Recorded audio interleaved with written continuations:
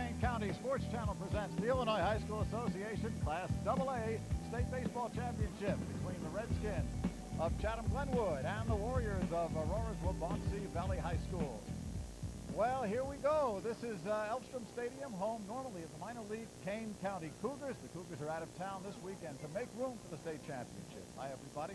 I'm Mike Biederman, along with Morton High School coach Mike McDonald. Mike, that is the sun that came out briefly, I think, for the first time all spring to these baseball teams. Well, it's been an unusual spring. There's been a lot of rain and cold weather, but tonight, yes, the sun has finally appeared in this state tournament. Well, Chatham High School down around Springfield, they have had a banner season, 30-6. They won 18 of their first 19 games. They are led, well, by just about everyone, a loaded roster top to bottom. But if you're looking for a professional prospect, take a look at their catcher, Jason Wirth. Jason Wirth is a fine young man. He's about 6'2". He hits very well for him. He's a great defensive catcher. He calls the ball game, and he is one that's going to give him a lot of support offensively and defensively as well. Well, if Chatham was expected to get here, Waubonsie Valley, a Cinderella story. 5th in the conference, seeded 6th in the regional. Lo and behold, the Warriors are in the state finals, and their backbone is a catcher too, Rob Brock. Rob Brock is an outstanding young man. He's given the leadership that they need to get here. They got hot at the right time, and they put the ball game together. He is another strong leader behind the plate, strong arm, and he will be a definite factor to hold the runner. Well, the interesting thing about the state tournament, of course, you play 3 games in 2 days, this being the 3rd, and we're down to the 3, 4, and 5 pitchers for each team. Both teams have outstanding first and second starters. We'll see how the number 3, 4, and 5 guys can do. This is a key portion of the game right now, especially when you're going to your 3 and 4. You count on 1 or 2 all year, but this is the time that they have to step up and do well in the ball game. All right, we'll be back for the starting lineups and the opening pitch when we return.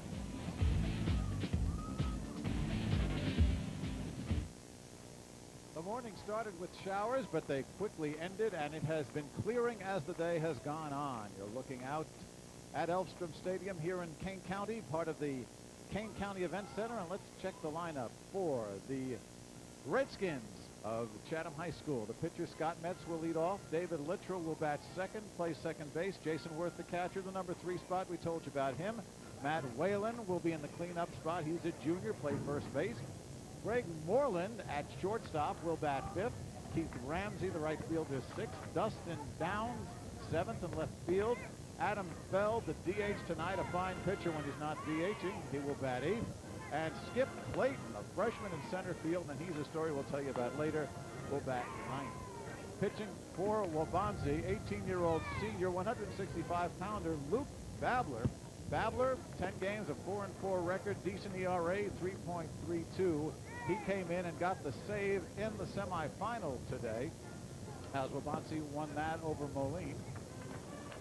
Check it, Waubonsie Valley, of course,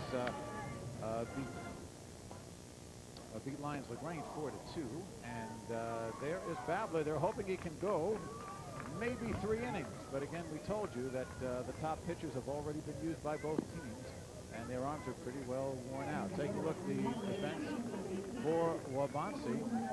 The outfield left to right, Miller, Royer, and Sanford. Center left to right. The infield, Cortese, Folkers, John Brock, and Mark Anderson at first base. He's the junior. The battery, Rob Brock, the senior, and Babler.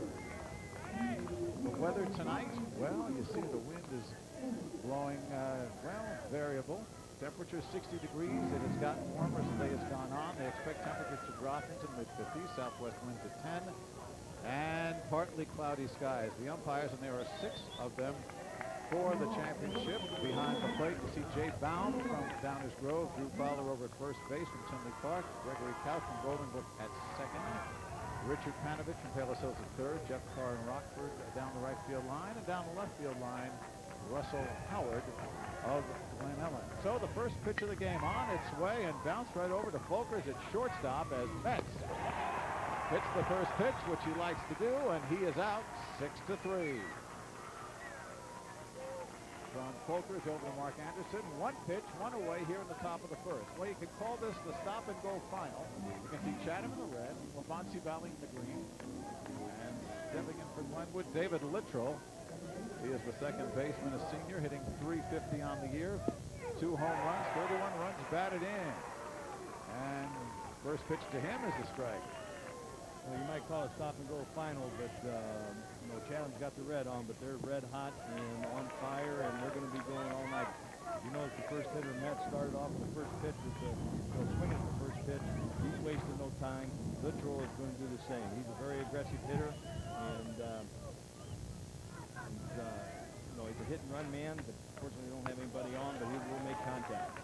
Good study there with Babler. That pitch is high, 1-1.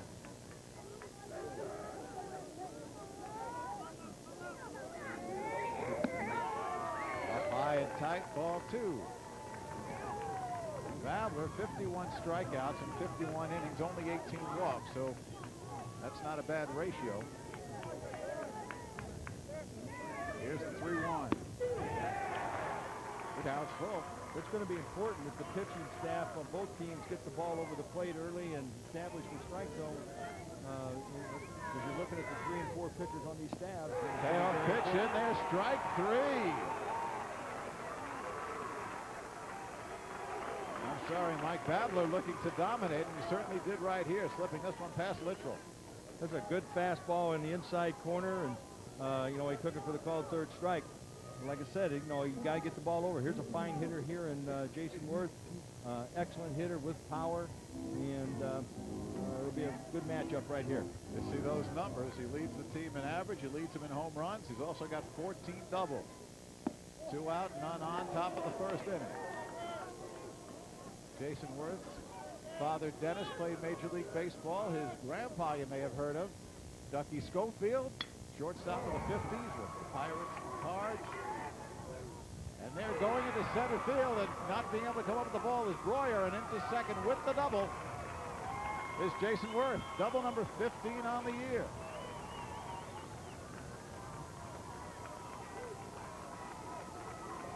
Good effort here by Breuer, but he just comes up short.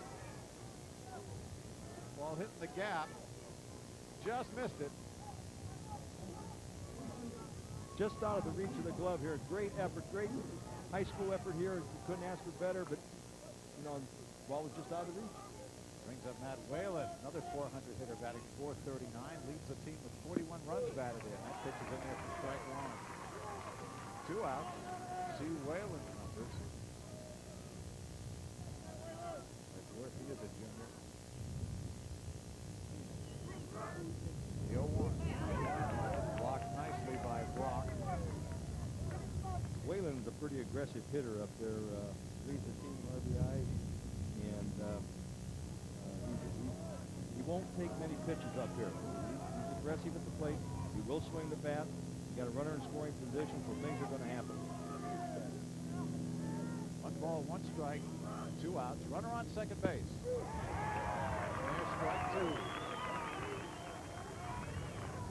That was excellent location on that pitch there, low and away.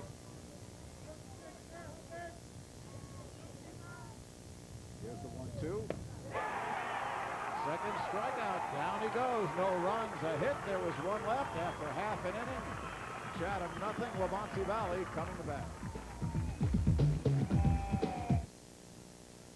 Bottom of the first, the Warriors of Waubonsie Valley get their first crack at Chatham, and pitcher Scott Metz. They'll go with this lineup. Leading off will be Sean Breuer in center field. John Miller playing left bat second. Rob Brock, the catcher, third. Cole Wright, the designated hitter, will hit cleanup. Steve Folkers, the shortstop, bats fifth. Mark Anderson, the first baseman, bats sixth. Joe Cortese at third base, followed by Kyle Sanford, the right fielder. And John Brock, Rob's brother, he's a sophomore, and he'll be playing second base. The pitcher is Scott Metz. Metz, 5'10", 160-pound sophomore, 3-1 on the year, a spot starter for them. Their top 2 pitchers really went just about every game they could. They were combined 22-0. Metz, not shabby either. 3-1, 2.09 earned run average, 8 games, 20 innings, 14 hits, 6 earned runs. Walked 11, struck out 12. Defensively for Chatham, Dustin Downs will be in left. He's a junior. Skip Clayton, the freshman, in center field. Keith Ramsey in right. Left to right on the infield. Jacobson, the sophomore, at third. Moreland at short. David Littrell at second. Matt Whalen at first. And the battery, Jason Worth catching. Scott Metz. Nice crowd is filled in tonight. Of course, Waubonsie Valley just down the road here off I-88. And the folks from Chatham coming up from Springfield, which is a little bit more than a 2-hour drive from here, 3 hours maybe. And when you're flying high, it really doesn't matter. The teams in the finals. They're all decked out in their red and white, the green, gold, and white of Waubonsie Valley. You should look at Sean Breuer, and here is a catalyst for this team. If he gets on base, look out. 54 stolen bases.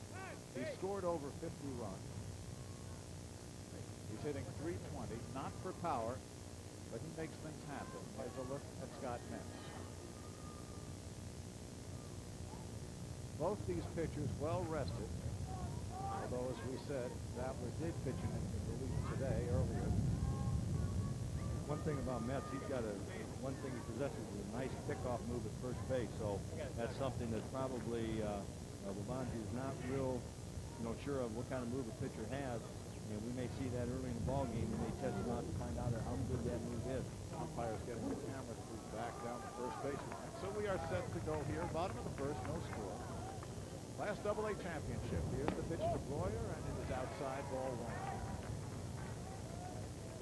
Breuer, class valedictorian of Waubonsie Valley.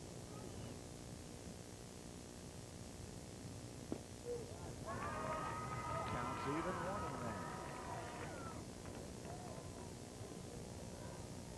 Coach Smith feels that he is the catalyst of this ball club. This one hit toward right center with room. Keith Ramsey.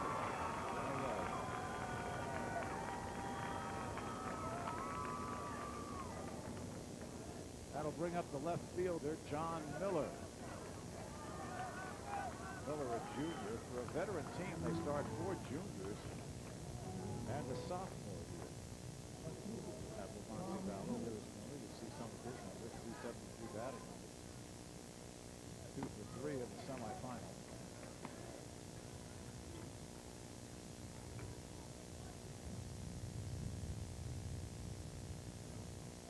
The 1-0.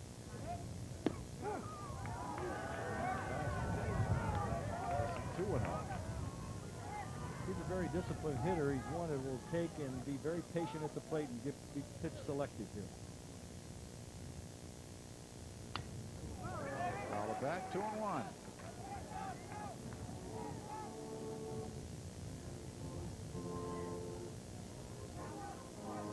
Well, the clouds have rolled back in, and they are a bit dark. There you look at Jim Schmidt in his 4th year at Waubonsie Valley, the head coach coaching at third. This one straight out to center field.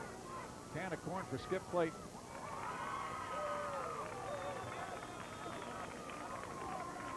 Now 2 up, 2 down. The freshman makes the catch.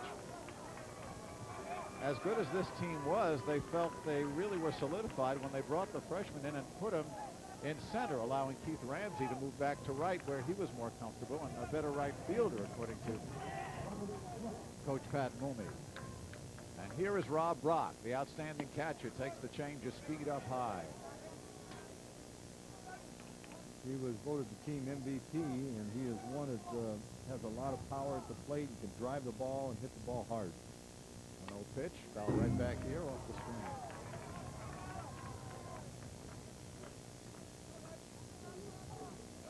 The lights aren't on yet, and I am sure they will be coming on very, very shortly, because it's starting to get a little bit dark as dusk sets in. 1-1. 1 and 2. Field is in fabulous shape.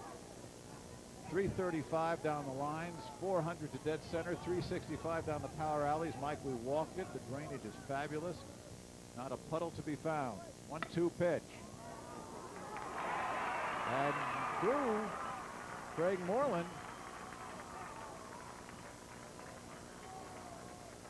And the ruling is a base hit.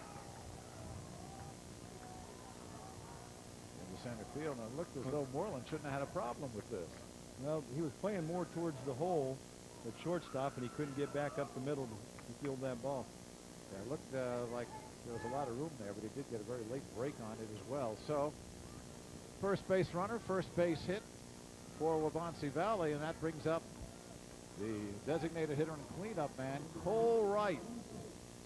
And he has got some power. You see, he's got 3 home runs. This is not a big home run hitting team. As a matter of fact, Jim Schmidt says they like to play small ball. They really do have to manufacture runs one at a time. Pat Mooney has got more of the Earl Weaver school, and he'll sit back and wait for the 3-run homer. Right. We're saying here about Wright that he's kind of an undisciplined hitter. He's not very patient. Runner goes. Throw down. And under the tag slides Brock. Nice play. Brock doesn't run particularly well, but he slid in under the tag there. Is a good throw from Jason Worth, but just on this side of second base. If you watch Jason throw, he hesitates a little bit here before getting rid of the ball, which took a little time and enabled Brock to get in under the field, or under the throw. Whoa, and he just didn't miss him. You'll see the missed tag right here. He got by him, yep. Good job by Brock going in head first. So a runner in scoring position, 2 outs. 1 ball, 1 strike count on Cole Wright. 2-1. Coach Smith tried the arm early to test out the catcher to see what kind of arm he had. Now this may open up their running game a little bit. 2-1 pitch. Fouls off.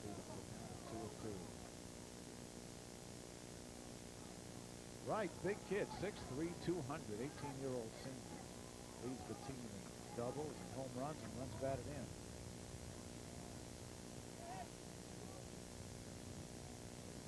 Brock, second base. 2-2. Down he goes. So no runs ahead, a stolen base, 1 left. After 1, no score.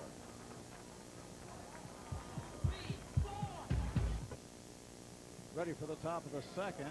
Chatham will send up the 5, 6, and 7 hitters. Moreland, Ramsey, and Dustin down to face Luke Babler in this last AA championship. Here's Craig Moreland. He is having some kind of state tournament. 4 for 5 in the quarterfinal, 1 for 3 in the semi, a couple of doubles. Hitting .306 on the year with 2 home runs, 27 runs batted in.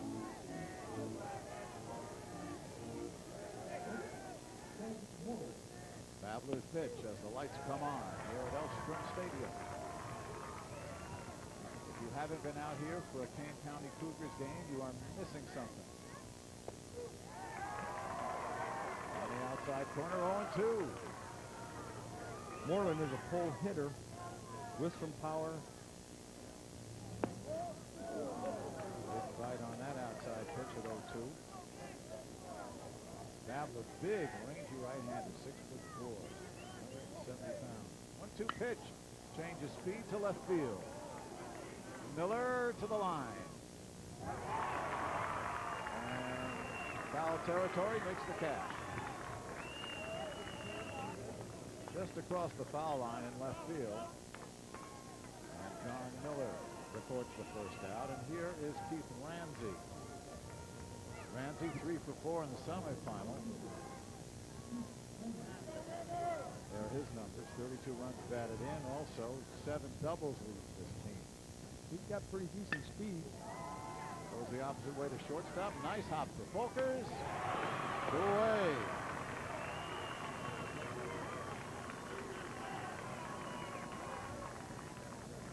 Ramsey grounding out to short. Steve Folkers there. He is making the play. And here is Dustin Downs. 6'195" junior left fielder. Good numbers there as well. His 7 doubles also ties for the lead on this club. 3 homers, 32 batted in. Takes the first pitch. A little high, maybe a little inside. He has a tendency to hit the opposite field. He has a little slow bat. In other words, probably a little longer swing than normal, which creates a slow bat. Back to the backstop, and it's 2-0.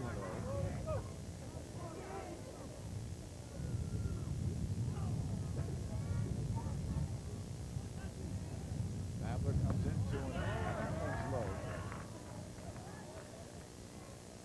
On deck, the designated hitter, Adam Feld.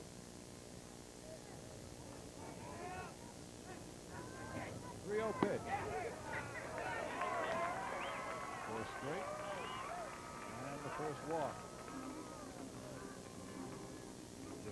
Luke Babler with 2 outs, and here is the number 8 batter, Adam Feld, the top pitcher on the staff. 34-1 over his career. DHing 311, 21 runs batted in, had 3 RBIs alone in the quarterfinal game. That was against Sandberg, where they just pummeled that team 13-3. The second base umpire lined up between the camera and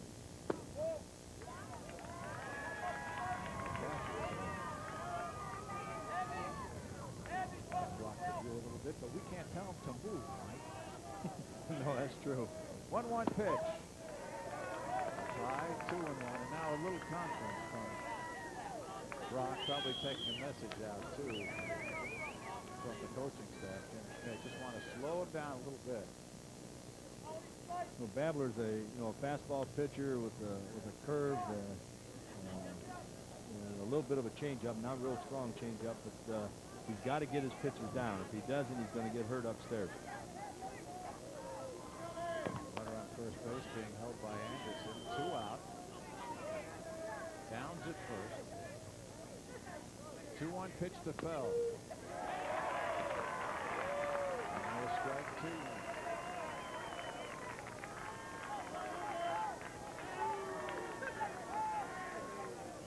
Right back comes Babler at 2-2, and he'll take this one. Over to Anderson, and the side is retired. Another easy inning. There was a walk, 1 left after 1.5. Still no score. Waubonsie Valley fans in full, well, shall we say, regalia. The broadcast rights to this evening's game have been granted to Sports Channel by the Illinois High School Association. Any rebroadcast of this event without the written consent of the IHSA and Sports Channel is strictly prohibited. We are in Geneva, here at Elstrom Stadium, part of the Kane County Event Center. I'm Mike Niederman, along with Mike McDonald, our Sports Channel crew, led by producer-director Dave Turner, and Waubonsie Valley now will come up for its second inning at bat. Steve Folkers, the shortstop, leads it off, followed by Mark Anderson, the first baseman, and third baseman Joe Cortese. Scott Metz with the pitch. Up high, ball 1. Jim Schmidt coaching at third base, Dennis Short, the assistant coach, over at first. The 1-0 from Metz. Side ball 2. Metz has been around the plate, basically throws a fastball with breaking ball. You watched him throw a little bit there in the bullpen, and he was working a little bit on a forkball. Think that may have been to our benefit, Mike? I think so. I think he wanted to show us he had some more pitches. Well, he's going to have to come up with a couple here because he's 3-0 on shortstop Steve Folkers. 250 hitter, 27 runs batted in. And 4 straight to Folkers, and he becomes the second base runner for Waubonsie Valley, and the first walk given up by Scott Metz.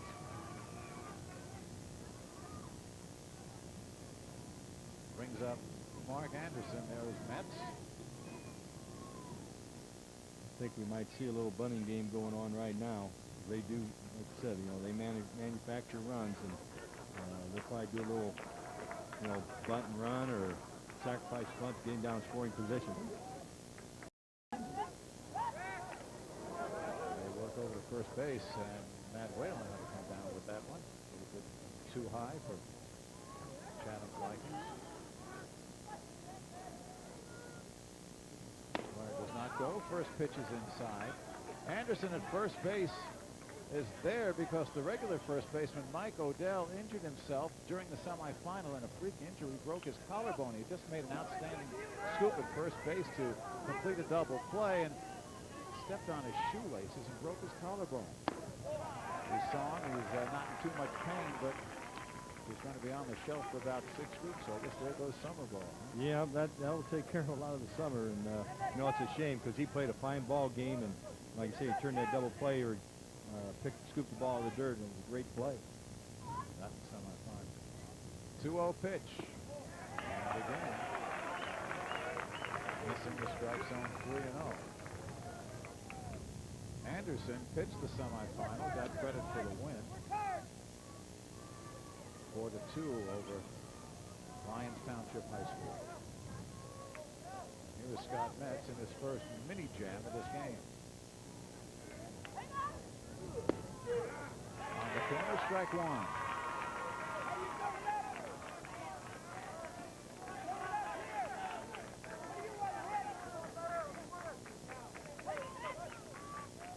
Good angle as we see Metz 3-1. No, it's called strike two. And that brings a few hoots from the left field stands where the Waubonsie Valley folks are seated. So 3 balls, 2 strikes, nobody out. Volkers may well be going at first again to test Worth's arm.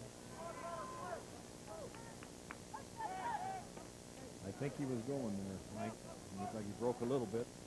It'll be interesting to see here. Like I say, 3-2 count. Pitcher's got to come in with the ball.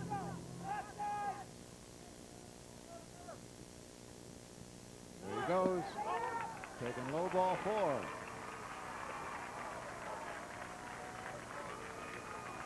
So 2 straight walks given up by Metz.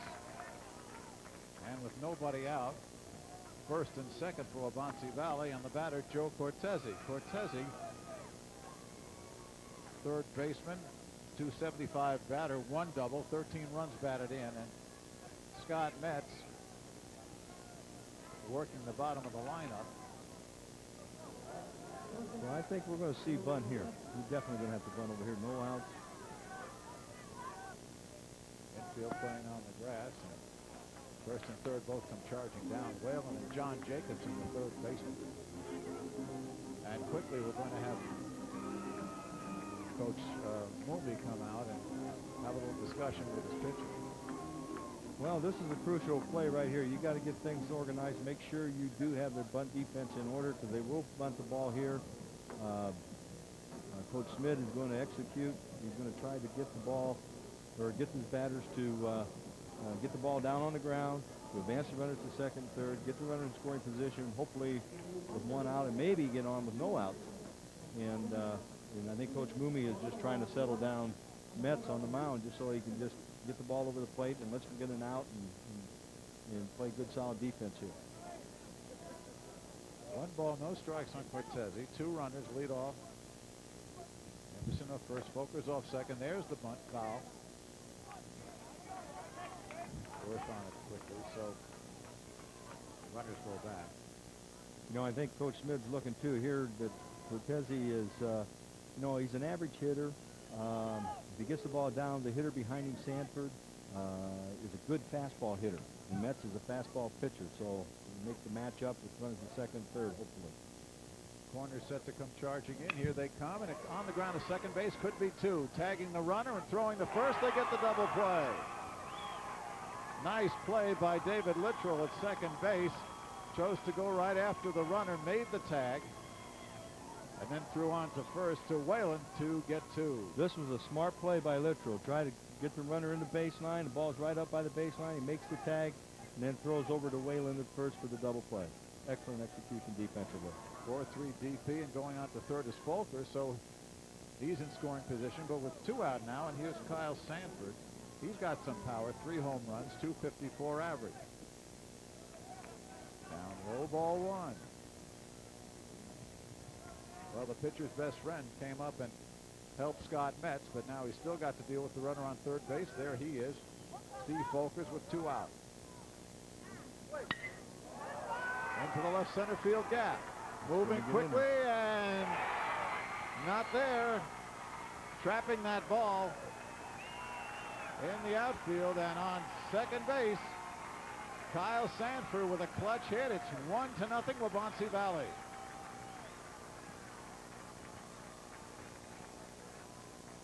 Like we said, you know, Sanford's a fastball hitter. He hits it in the gap, and Clayton makes a nice valid effort here. Right between the 2. So a run batted in, his 14th of the year for Kyle Sanford. Waubonsie Valley draws first blood. They lead at 1-0 as Volkers comes in to score. Big 2-out hit.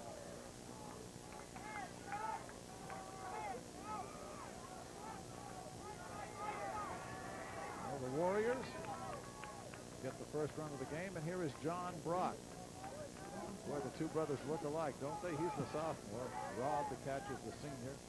Batting .297 on the year. Takes it outside, ball one.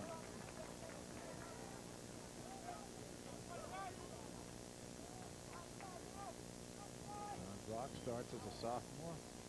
On second base, Kyle Sanford leads away. And that's his pitch. Right center field, long run, but coming over is Clayton. And he makes the play. So a run, a hit, a couple of walks, one left. After two, Waubonsie Valley leads it 1-0. We go to the top of the third inning. Waubonsie Valley with the run in the bottom half of the second takes the 1-0 lead. But against this team from Chatham, not a safe lead. One hopper. Brock makes the play but throws it away. As Skip Clayton gets on, and let's see how they rule that one. It should be an error, and it is. It is. 4.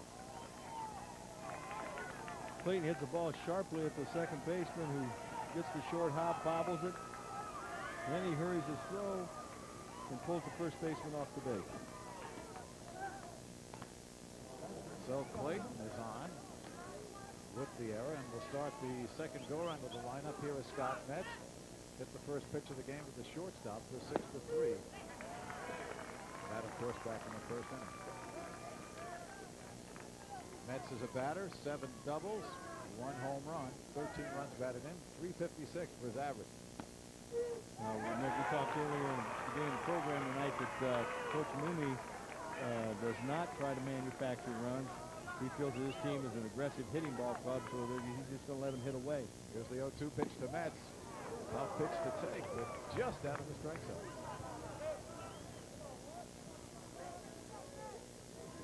Runner on first, nobody out.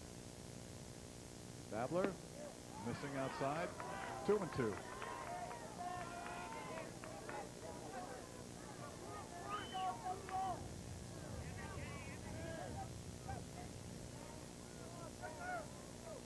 Two-two pitch to the right side, coming in quickly and charging now into foul territory, and can make the play is Kyle Sanford.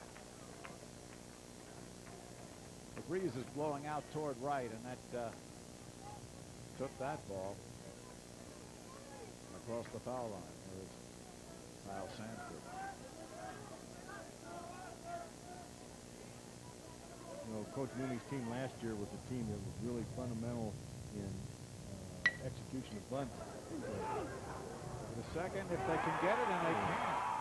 This time it's Folkers who can't get the ball out of his glove. The defense is collapsing on Luke Babler. Folkers here fields the ball and has trouble getting it out of his glove and doesn't find the handle and boots the ball. Well, Babler has had experience. Oh boy, you see that? He took his eyes right off the hands. As he fielded the ball, he's looking at second base. And now here's Jim Schmidt coming to settle down his pitcher, who has done nothing wrong, of course. He should be 2 outs, nobody on. Babler has been in this position before with this team. He pitched one game against Wheaton Warrenville, won 3 innings plus. They had to take him out, not because he was pitching poorly, but because his team had committed 6 errors in those 3 innings. So, you know, just because he knows they can weather this. And like you say, I think he's just out there trying to settle them down, calm them down, get the team to relax. No, they've got the lead. That's what you got to tell your team. We're ahead. Let's pitch like we're ahead. Let's play like we're ahead. I'm sorry, like in that game, by the way, Warrenville, Waubonsie Valley came back to win that one by a count of 8-6. So here is David Littrell, struck out looking in the first inning. He's got runners on first and second, nobody out. He puts down the bunt. They have a play at third, but they go over to first base. Bunt right back to the pitcher. And Babler didn't even look at third, and he had a play there. Yes, he did. We see this again. Babler wanted to be sure he got that first out after the 2 previous plays, but we'll see it here. He bunts the ball awful hard back to the pitcher. He's got an easy play, but either there was no call on the field as to where to go with the ball. They had to play at third base easily. So runners in scoring position now with one away. And here is Jason Worth, 34 runs batted in on the season, doubled his first at-bat. He's a very dangerous hitter. Clayton on third, Metz on second, one away. Infield is even at the corners and back. They'll concede this run early in the ballgame. They got the lead. They can afford to do that here. They can give up one. 2-0 pitch. Popped up. Over toward the stands, down the third base line, and the shortstop Clayton cannot make the play. Or Folkers rather cannot make the play, right by the fence. Well, tough play to make, but the ball again was It could have been in the field to play. Yeah.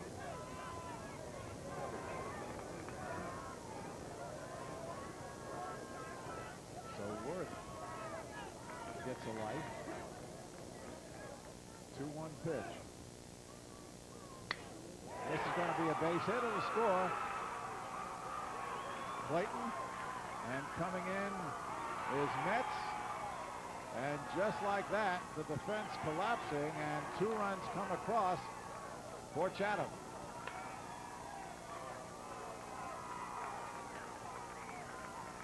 Jason Worth here takes an outside pitch and just goes with it to right center to drive in both runs. So the single for Worth.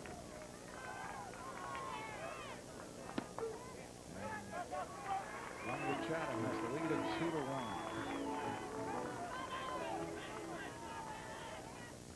Matt Whalen. One pitch, the ball going to first base. The interesting story happened to him during the regional tournament. Matt Whalen. A good time, we'll talk about it. Yeah. 0-1, there goes the runner, and on the ground to short. Again, Folkers bobbles it, but makes the play. And sending the runner, avoided the double play there. Whalen out, 6-3, and Worth moves up.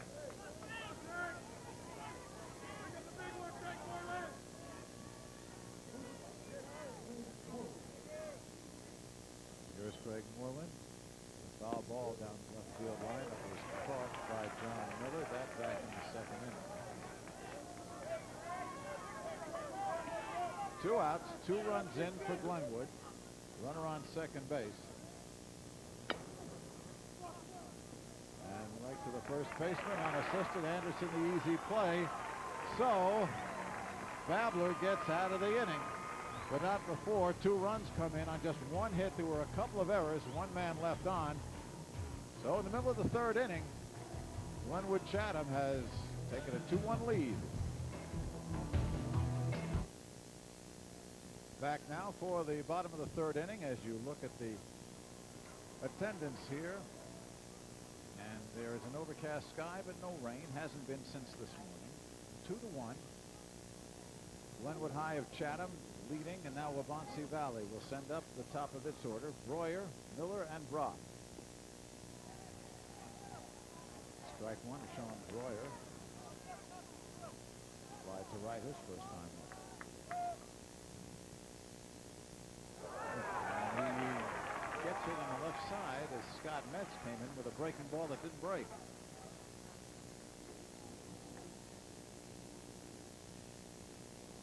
Ball really is inside. Looks like he tried to turn it over like a screwball. It did break, and it broke in. For the right-hander, it caught him right on that left fleshy part there of the thigh. So runner on first base, the lead man on. Here is John Miller, who flies to center field his first time up.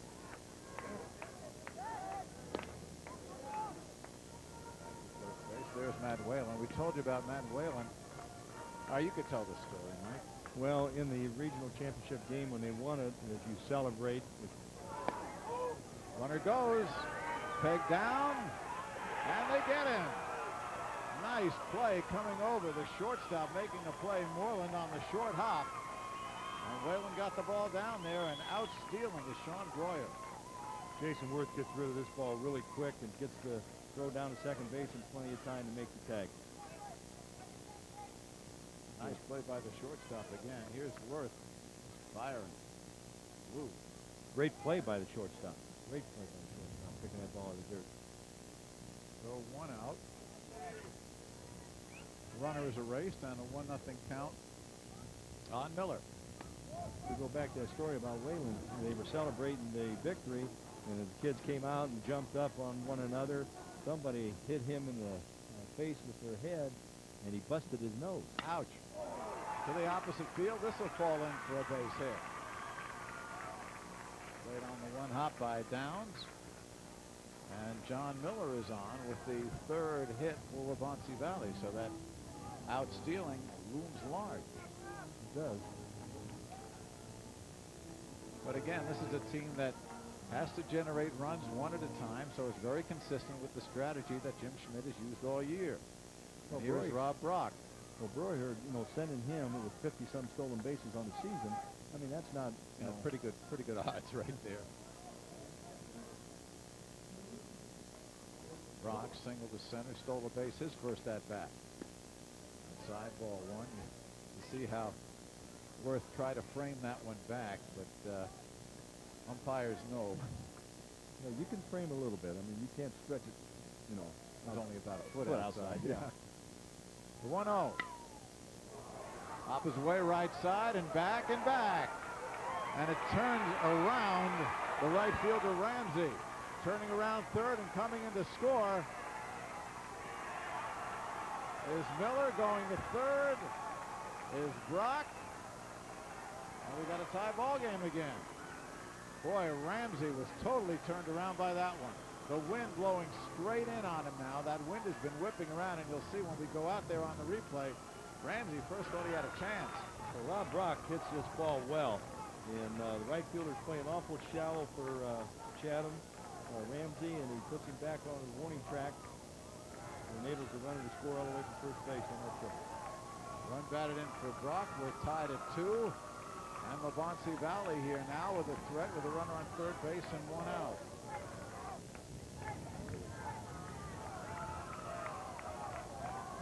Here is Coral Wright. Big bop with a DH. Struck out swinging his first at bat. 375 on the year with 9 doubles, 2 home runs. 11 doubles, 3 home runs, we should say. 35 runs batted, and this one's inside. Crawford now throwing down in the bullpen, who pitched in the semifinals today, pitched the semifinal game. So they got him loosening up in the bullpen. Big Crawford. This one going to right center. Going to be a long run for both, but underneath it is Ramsey. The runner tags. And coming in to score, standing up is Brock on the sacrifice fly. Nicely done by Cole Wright.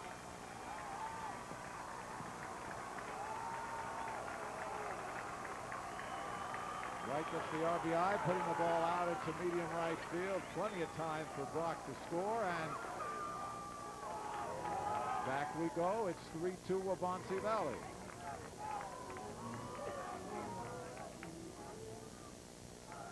Scott Metz getting roughed up a bit.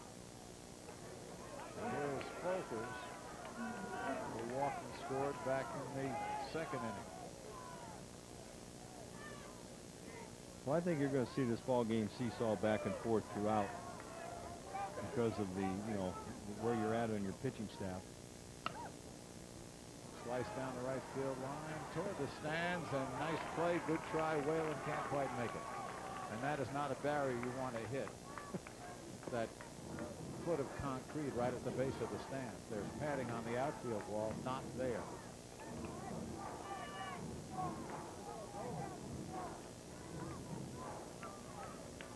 Boy, this is such a fun park, and these high school kids love playing here. Take a look at the atmosphere. It's just wonderful. It is. I mean, you get in a ballpark like this with the O2. You look at your outfield fence there, the advertising out there, the closeness of the stands and the fans here. It's fun to play in parks of this caliber. Way outside, 1 and 2. Bases empty, 2 out, 2 runs in, 3-2 Waubonsie Valley batting here in the bottom of the 3rd. Back it comes right in front of us, and a nice catch by a fan, and he gets to keep it too. Wilson has who donates the balls to the state tournament. We started doing that last year and letting the fans keep the balls. It's really a nice little gesture. See a fan? He looks like a scout, maybe. No, I think he's a fan. A little too much logo clothing there. 2 balls, 2 strikes, 2 outs, 2 in. Fouled away. The count holds on Folkers.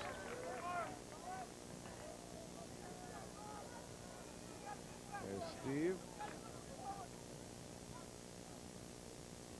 One of the leaders on this team. Very much of a holler guy on it. Once again. And he froze him. And Folkers knew it. But Waubonsie Valley reclaims the lead on a couple of runs, 2 hits, no errors. There was a hit batter, and nobody left on base. So we're through 3 in this 7-inning championship. The Warriors lead the Redskins 3-2. Well, top of the 4th inning, part of the fans and crew here, and tailgating going on. Glenwood high from Chatham, and they are now trailing 3-2. And Luke Babler goes into his 4th inning of work, back behind second base, a base hit for Keith Ramsey. On the first pitch.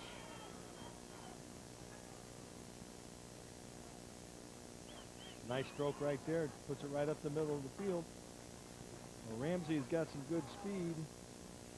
You never know. Now we might see, maybe Coach Mooney going back to the bunt and run, bunting game.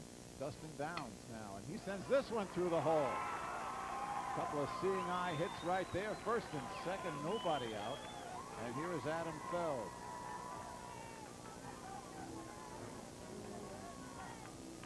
And right away, we're going to have some action down in the bullpen for Waubonsie Valley. I can't tell if that's 18 or 19. Well, it's not 18.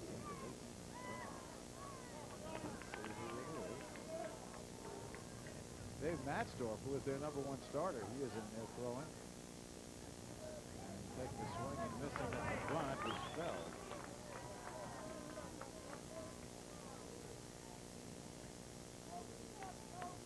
Matzdorf, winning pitcher in the quarterfinal game.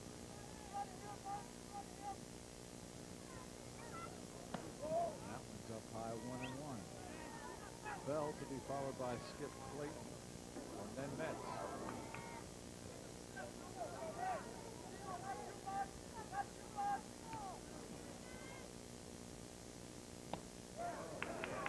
Missed that one, so presumably the bunt would be off.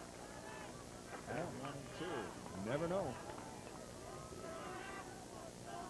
Now Brian Walsh, the right-hander, is joined Matzdorf in the bullpen. So you've got double-barreled action, righty and lefty for the Warriors. Here's the 2-2.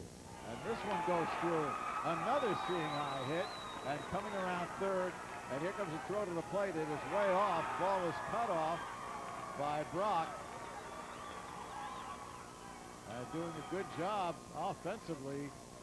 Chatham, and Keith Ramsey comes in to score on the base hit by Feld. He goes the opposite way with this, takes the ball to the right side and is right through first and second for the base hit, drive in the tying run. 3 opposite field hits in a row. Going to third is Dustin Downs. So 3 hits, a run in, still nobody out, and here is Skip Clayton. A lot of left-handed bats in this Glenwood lineup. The whole outfield is left-handed. Well, Clayton's a nice little, only a freshman playing in the state tournament. 15 years old, yeah. There's a lot, I'd say pressure, but it's not pressure. I mean, here's a young man stepping up here. Really has a feel for the game. Score is tied at 3, and that pitch up high, ball 1. Luke Babler has pitched well. His defense let him down last inning. Here, just hits are finding the hole. Right to second base and eats up the second baseman, Brock. He gets 1, the run scores. So, Clayton goes out 4-3, gets a run batted in. Meanwhile, again, that Could have been a double play. Of course, you can never anticipate it. No, but it's a situation where he just kind of sit and wait on the ball and let the ball play him instead of him playing the ball. Moving over to second is Feld. Chatham Glenwood leads 4-3. Out, a runner on second, and here is Scott Metz. Metz got on an error by the shortstop, came around to score in the third inning. Outside. Both times he's hit the ball to the shortstop. He pulled the ball.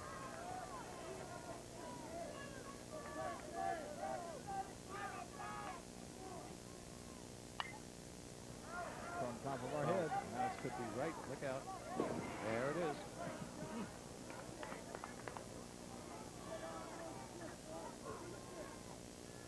Metz, 160-pounder, 5'10", only 16. He's just a sophomore. Two juniors, a sophomore and a freshman in this lineup. Very young, and they're back to state tournament. Maybe back up. Yeah, talk to Mooney. He's got a team that may have been a little better fundamentally last year, but this one hits a lot better. Almost a wild pitch by Babler. And the count is 3-1. And Brock moving a little slowly. He may have pulled something right there. So he reached for that ball. Oh boy, they cannot afford to lose him, certainly. Rob Brock, and he's in some pain.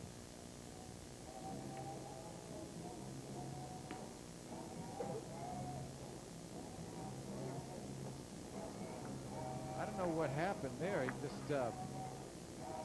went back on the reaction. We'll take a look at it here, see if we can pick up anything.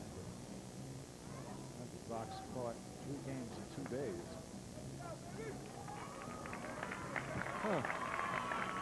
You'll see the pull of this. He reached across for the wild pitch or prevent the wild pitch. Well, he reached across his body, which probably looks like it may have been a back muscle or back spasm or something. I think it's a hamstring. well, he's kind of moving that left leg a little bit right now. You think he's coming out? Are you kidding? He No won't way. come out. No, not in this ball game. No way. They'll give him a chance to work it back a little bit here. If we got life, he can play all night. Take a couple of pitches, practice tosses from Babler. Action continues down in the Waubonsie bullpen. 4-5-0 for Glenwood Chatham, and 3-4 and 2 big errors for Waubonsie Valley.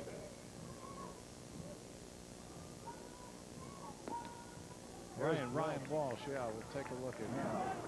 Walsh expected to be the second pitcher in this game. 4-2 record, 3.20 ERA.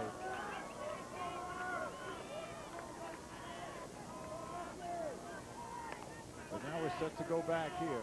3 balls, 1 strike, 1 out, runner on second base, 4-3. Glenwood Chatham is batting right back over the box. Shortstop, nice hustling play, and he gets it.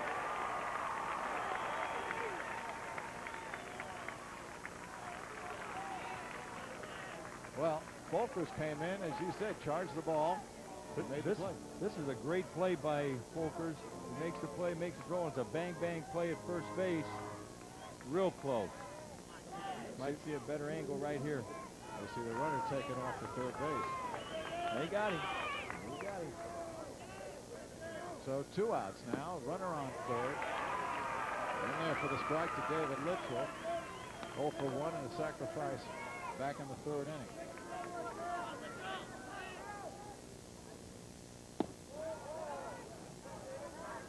Outside, ball 1-1.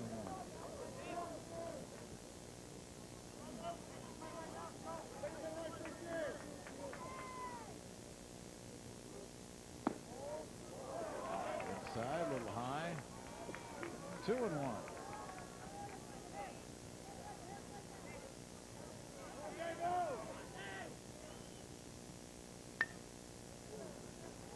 Second, nice play to his right. Brock, nice scoop over there by Anderson, and further damage is averted. Still, for the third straight half inning, a team has scored 2 runs, 3 hits, no errors, a man left. We'll go to the bottom of the 4th now. The lead has gone back to Glenwood Chatham. You see it's 4-3. Bottom of the fourth inning, Waubonsie Valley up to face a new pitcher, and it's someone, well, they probably wouldn't want to see. There he is, Jay Crawford. All Jay Crawford did today was throw a one-hitter and near perfect game in the semifinal against Moline.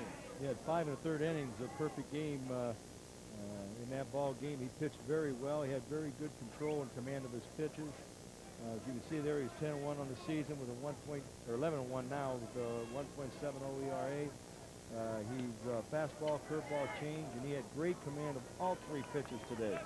The coach from Moline was saying they had trouble picking up his curveball because the spin was so tight on it, and they couldn't pick it up until the last second, and their timing was off all day on him.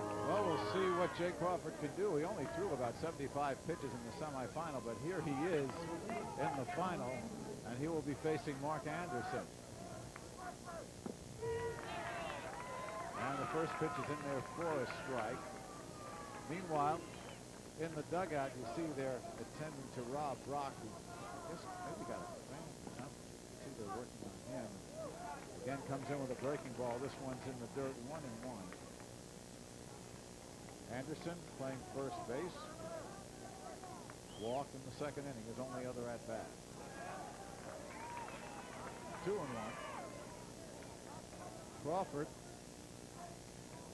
6 foot, 170 pound, 17-year-old junior. Outstanding pitcher with 3 good pitches. Comes right in there with a strike. Nice, easy motion. You look at him. Very fluid pitcher. He talked at the post-game interview like he could come back tonight. He only threw, he said 75 pitches. I think it was 78 to be exact. The center field. Clayton, 1 away.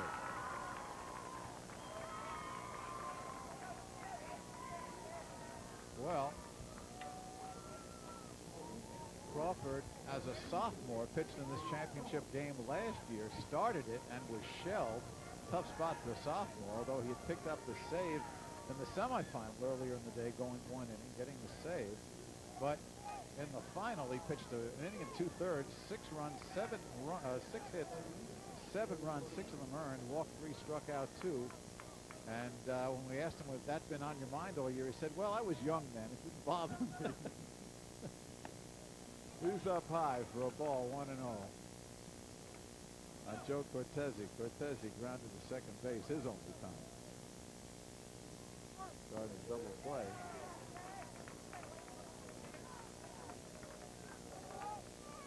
I like that. I was young. It didn't affect me back then. 15, 16 years of age.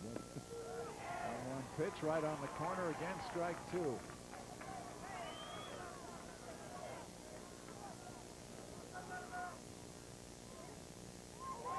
Change his speed. Did he go? And the first base umpire said no. Home plate umpire immediately asked for help, and very quickly over at first base, Drew Fowler said, That was good teamwork. Good teamwork among these pitchers. 2-2. To the right side, gobbled up by Litchfield.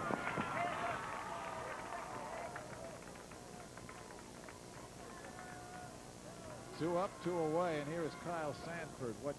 What is throwing a lot of people, as the coach of Moline said, when you have a left-hander, they don't see that many left-handers at this level, or at any level for that matter, who has control of 3 pitches, as you said. But you look at him now, you look at Crawford now, and again, his motion is just so easy. There seems to be so little effort in it, and here's Kyle Sanford to face it. Very smooth in his wind-up and delivery.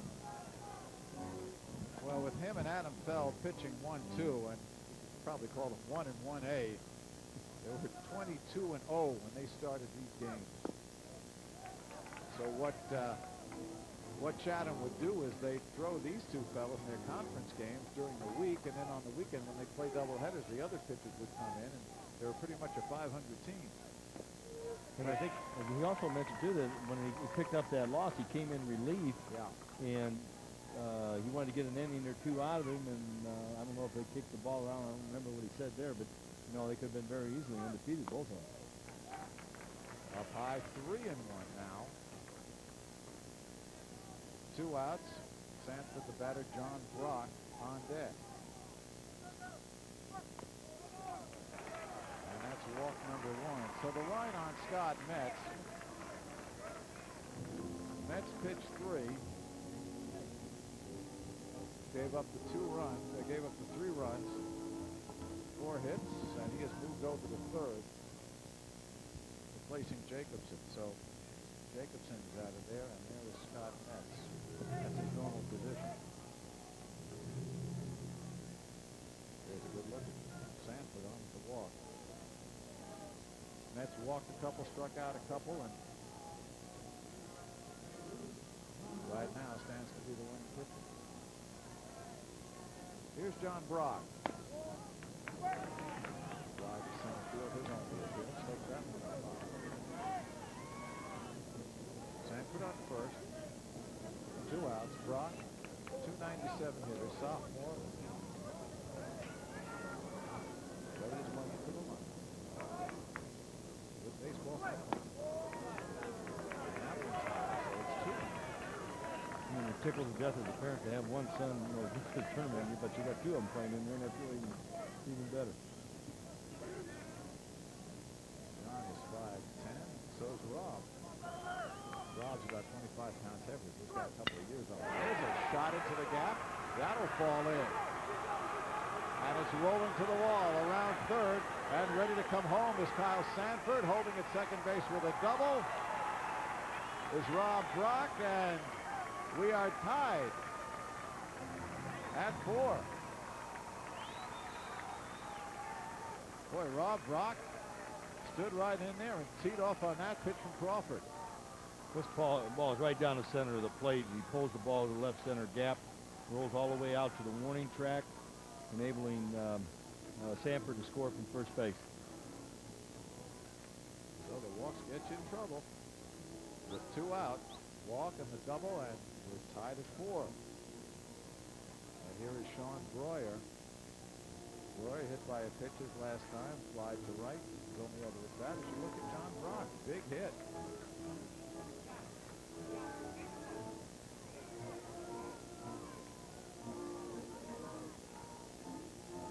It was Breuer who scored the only run in the quarterfinals, setting up after a walk. Stole second base against Belleville East, and then came in on an error, and that was the only run of the ball game. Do some more damage here in a 4-4 tie. To the right side again, and easy play for Littrell. So a run, a hit, a walk, no errors, 1 left. We've played through 4, and we are tied at 4 here at the Class AA Championship. Well, we're tied at 4 as we go to the top of the 5th. Chatham Glenwood, Waubonsie Valley, the IHSA Class AA Championship. And we'll remind you our next Illinois High School Association event on Sports Channel will replay the Class A Championship. If you enjoy baseball and swimming, you'll love that one. As we were down in Springfield, that's boy, was that quite a game. Friday at noon, right here on the channel. Bill Zeman and I will call that one for you.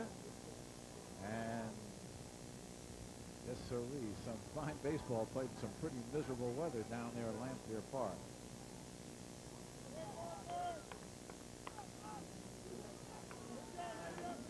Stepping in for Chatham is Jason Worth. We've got a new second baseman, Chris Rodriguez. He's a junior. He goes in for John Brock. Brock had the big hit. There's a good look at Rodriguez. Sort of a defensive specialist, like you said. He's got good hands, good quickness, and they put him in there for defensive purposes.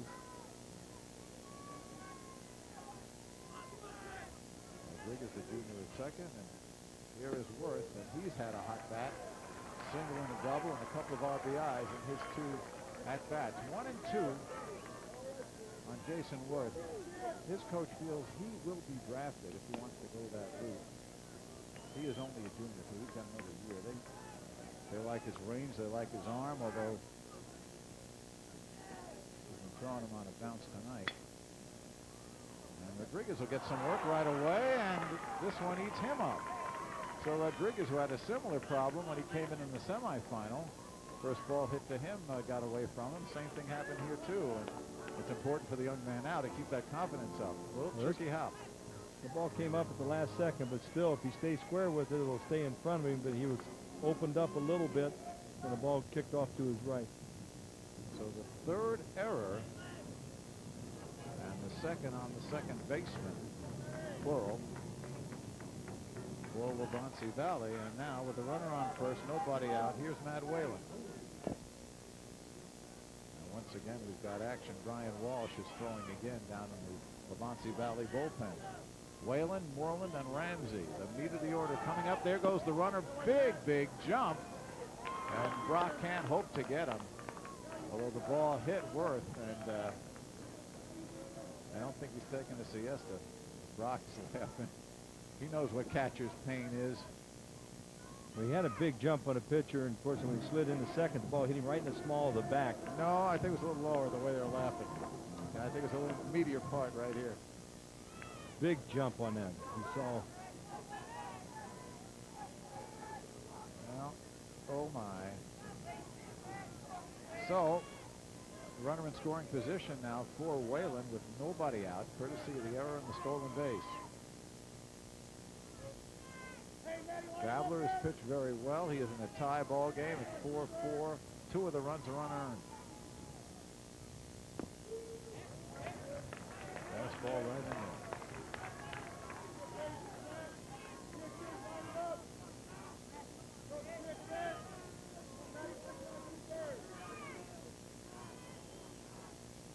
Runner bluffs doesn't go, and again, good pitch, strike 2, 1-2.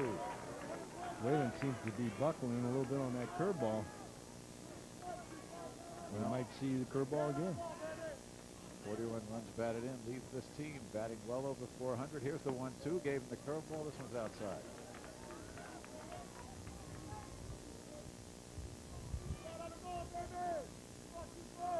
There's your runner, Worth, second base, nobody out. 2-2 pitch.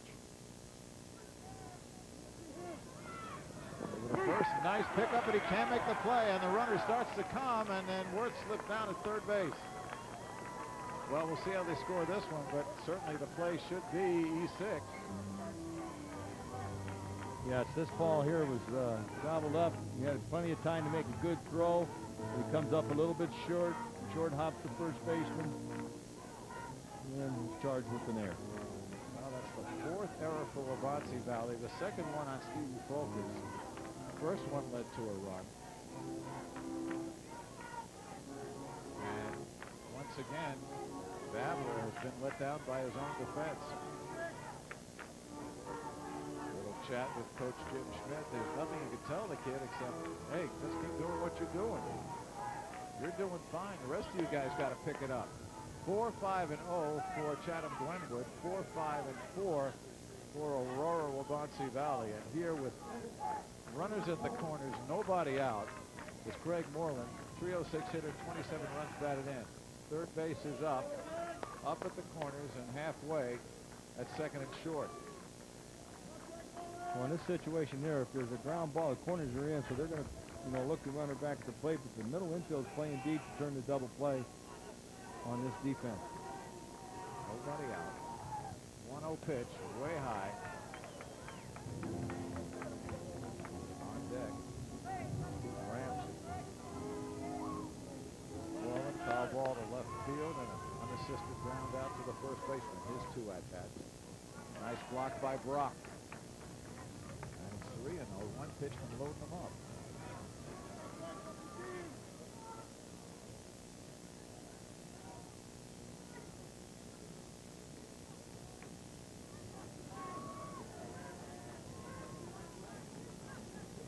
Babler. And a peck of trouble right here. 3-0 pitch. Taking outside corner. 3-1.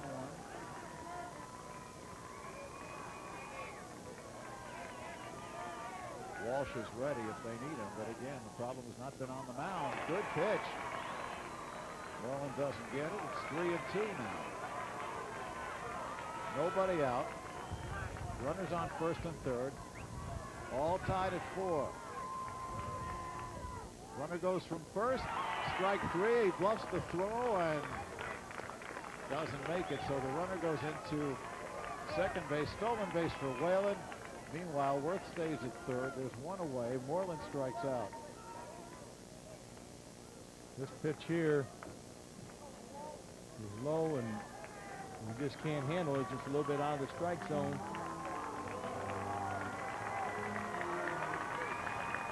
Meanwhile, as we take a look, we'll have a pitching change here for Waubonsie Valley. Babler did a great job. He comes off. We'll be back to tell you about the new pitcher in just a minute. 4-4 the score, Class AA championship. The new pitcher is left-hander Brian Walsh. You see his record, 8 games, 4 up, 2 down, decent ERA of 3.20. He's given up 43 hits in 50-plus innings. 23 earned runs, 29 walks, 43 strikeouts. So left-hander for left-hander, they got 2 southpaws in there now. Yes, Welsh is a fastball, mainly a fastball pitcher with a good change-up and a curveball that's, we would say would be an average curveball for high school. So he'll mix his pitches up, try to keep the ball down to hold Chatham at bay here. Well, he inherits a situation. Runners on second and third, 1 out, tie ball game.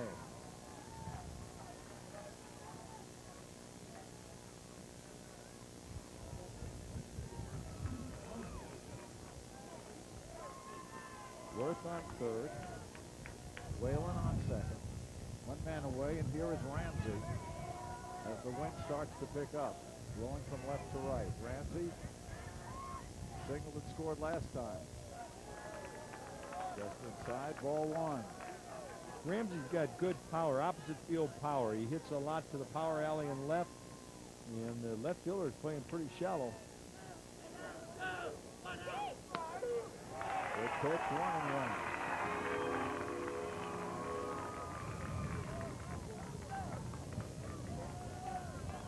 He also beats some speed, so the ball hit on the ground.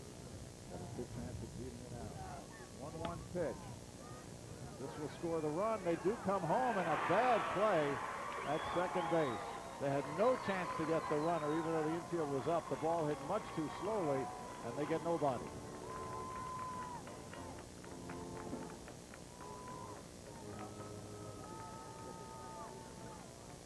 Ramsey here takes the ball and pulls the ball on an inside pitch to the second baseman.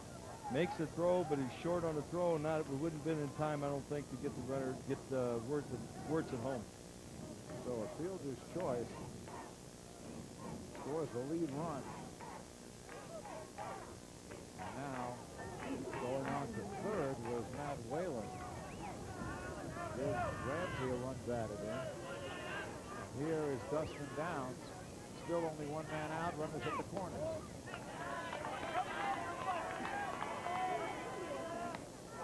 Downs possesses some power. I think he had, 7 doubles on the year and 3 home runs, 1 triple. So, he's got power to drive, another run in, possibly 2 here.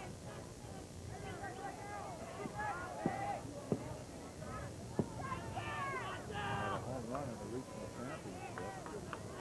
But looks ahead to go opposite way as throw to first base. Nothing doing. A couple of tough plays by the second baseman Rodriguez, 1 the error and 1 the fielder's choice. And now Waubonsie Valley's got to work their way out of this one. Here's the opposite field. In there for a base hit. Whalen comes in to score. Stopping at second is Ramsey. And now it's 6-4. Yeah, Dustin Downs here takes him. Like we said, he does have a tendency to go the opposite way. He went with the pitch and drove the ball right down the left field line, enabling 1 run to score and put runners at first and second. 6-4 Chatham Glenwood. They've scored 2 this inning, and they've scored 2 in the last 3 innings. Here is Feld. Foul back. Ryan Walsh greeted with a base hit after the fielder's choice. Feld, the number 8 hitter. 3 runs batted in the quarterfinals. He has 1 already tonight, and he's got 2 runners there waiting for him. Oh, 1 is low. On deck, Skip Clayton, the freshman.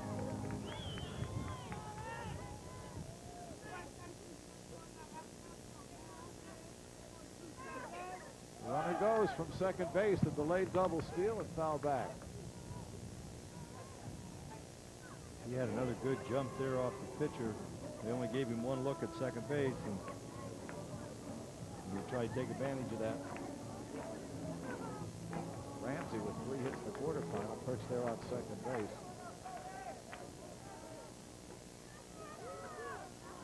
Check it, he had 3 in the semifinal, 2 in the quarterfinal, 5 hits. Ross doesn't go this time, and this one fouled the right side. 1 and 2, 1 out, 2 in already. Chatham Glenwood's broken the 4-4 tie. They lead it 6-4 here in the top of the 5th. The runners leading away from first and second. That's Ramsey at second. Downs at first. Runner goes. Strike. Beautiful peg right down, but too late. Peg was right on line, but just short. And going in with the stolen bases, Ramsey. Downs following into second, a double steal. Nice strikeout. Rob Brock makes a good throw, but the difference was that the runner just got an excellent jump on the play and was able to get in there in time and beat the throw. First strikeout for Brian Walsh. So 2 out now. Here is Clayton with 2 runners in scoring position.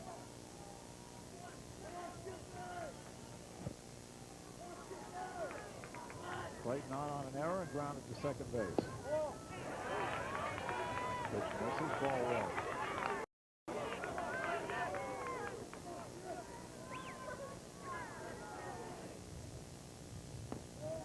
Outside ball 2, and again, Rob Brock keeps the ball in front of him.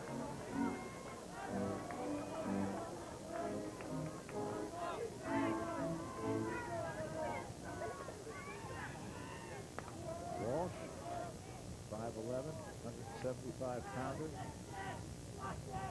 2-0 pitch, up high, 3-0. On deck, the leadoff man, Scott Metz. There's Metz. Scored a run tonight. And down at first.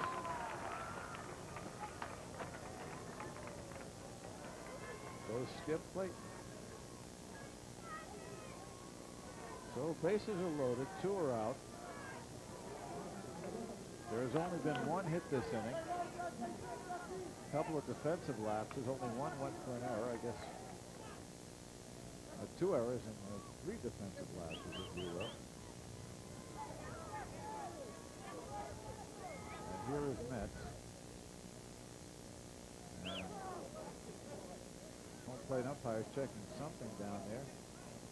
Maybe a ball got loose. No, Coach Mooney's saying something about the motion when he stepped off. He thought he might have stepped off at the non-pivot foot first. Okay. Back to the full windup with the bases loaded, and Walsh misses here. 1-0.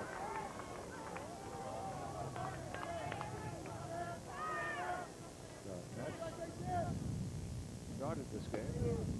Now coming third base. Caught the corner there, 1-1. Now he can help Crawford win both ends of this doubleheader. Doesn't catch up to the fastball, 1 and 2. 2 out, bases loaded. 2 runs in this inning. For Chatham Glenwood, they lead at 6-4. Jim Schmid signaling his defense.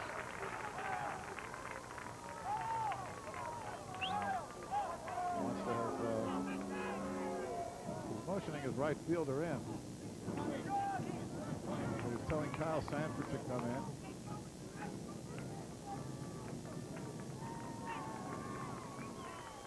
Metz will go the opposite way, but with not a lot of power. No, but he hit all 3 of his balls so far tonight, right at the shortstop. Yeah. 1-2 pitch. Got him. So some clutch pitching by Brian Walsh, but is it too late? Couple of runs, just one hit, 2 errors, 3 left. After 4.5, Chatham Glenwood leads at 6-4. Well, the look of Geneva. That's where we are here in Kane County at Elkstrom Stadium. Mike Lederman along with Mike McDonald and our Sports Channel crew in the truck led by producer-director Dave Turner.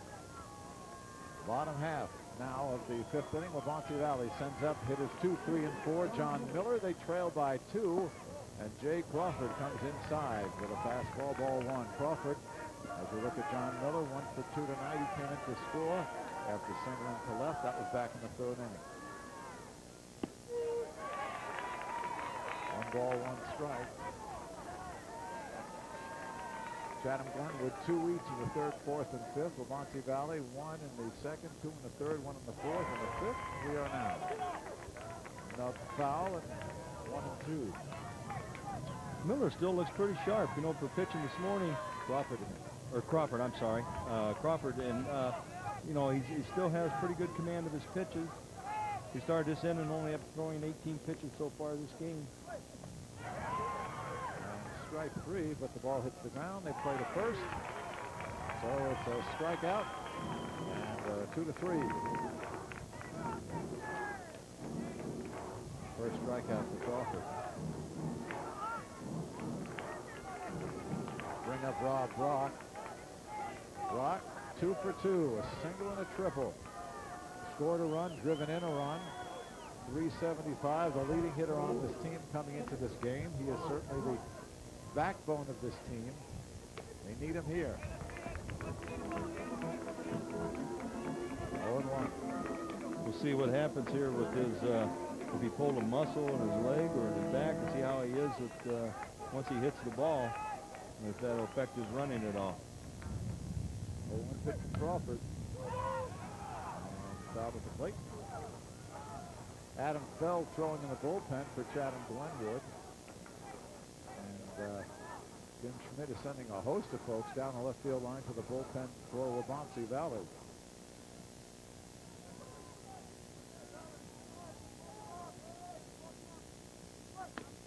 Outside, 1 and 2. I think he might be making a couple changes here defensively also. Swung on a miss. Brock goes down. Strike 3. Second strikeout this inning.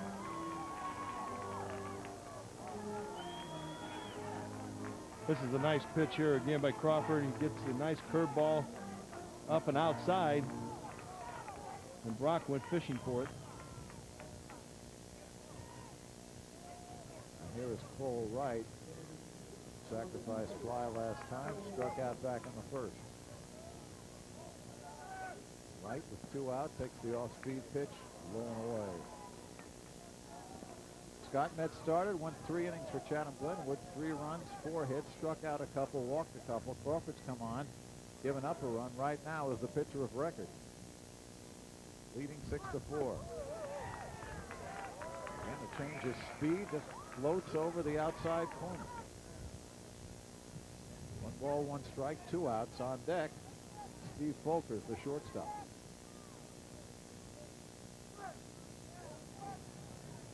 Well, even when he's missing, he's got him guessing. He does. He mixes his pitches up well. And again, the catcher, Jason Worth, is really doing a nice job calling a fine ball game here. And Coach Mooney lets him call his own game.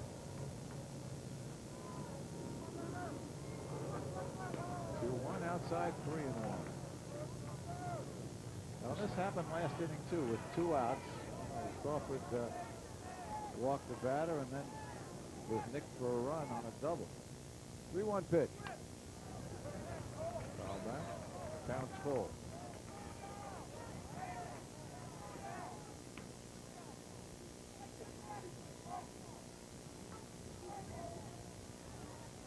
Game moving along at a nice clip.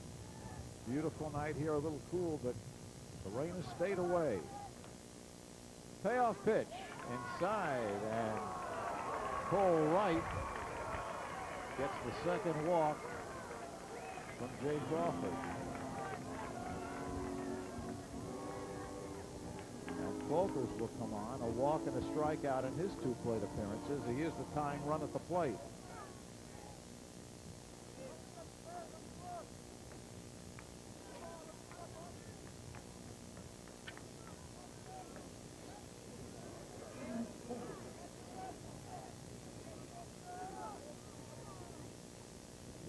Is right.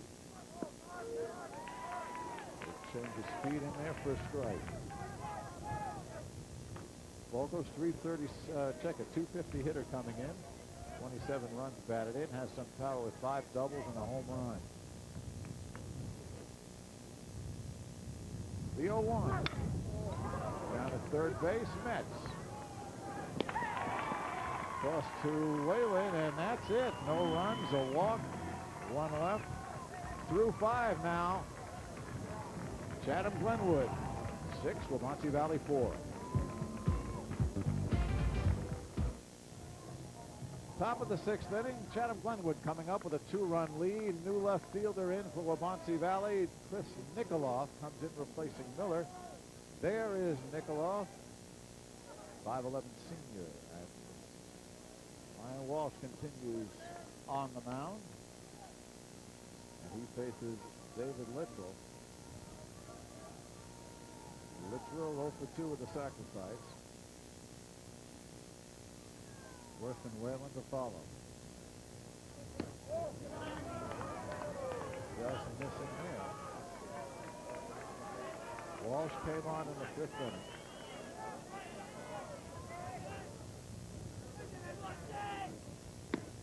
Throws the fastball. It finds the outside corner. 2 balls, 1 strike.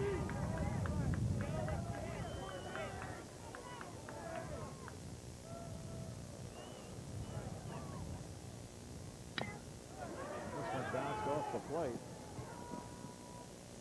Foul ball.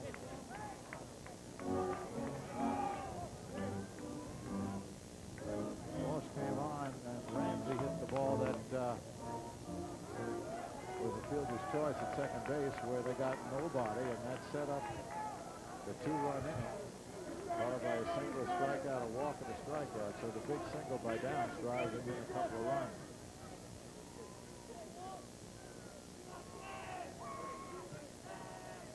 Two pitch. Outside, ball 3.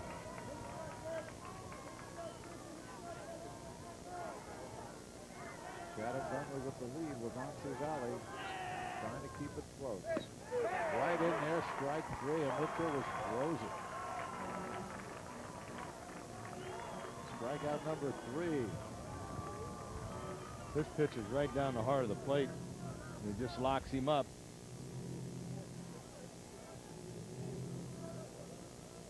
Well, the 3 outs Walsh has gotten have been strikeouts. And here is Jason Worth on an error last time, came around the score, and this pitch is low. Single and a double, his other 2 appearances. Got 2 runs batted in tonight. And that one misses. 2-0. Worth 462 coming in, 55 hits, most on the team, 14 doubles, 5 home runs. 2-0. Right in there, striking one. Walsh has done a good job. He has. He's pitched real nice this evening. Matter of fact, all the pitchers have.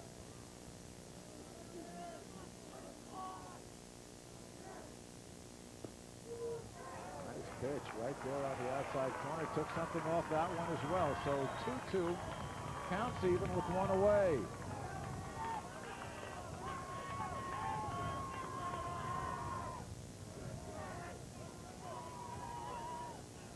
Worth in the dirt. He is just a junior, Jason Worth. He'll be back, as will several more of the Redskins in Chatham Glenwood. I really hate to hear that because we play. Yeah, so but you beat him. Yeah. And strike 3. Strikeout number 4. 4 batters gotten out and all 4 on strikeouts. Oh, he just slipped out with by Worth. He did. It's a good fastball up. 2 swinging, 2 looking. Letter high. Whoa. Whoa. About belt high. Cannot pull the trigger, and Jay Baum just rung him up. Here's Whalen, strike 1.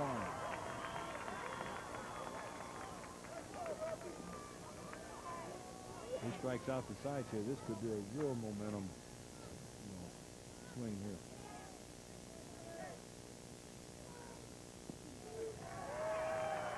Right there. Home plate umpire takes his time on the calls, but when he makes them, you know them.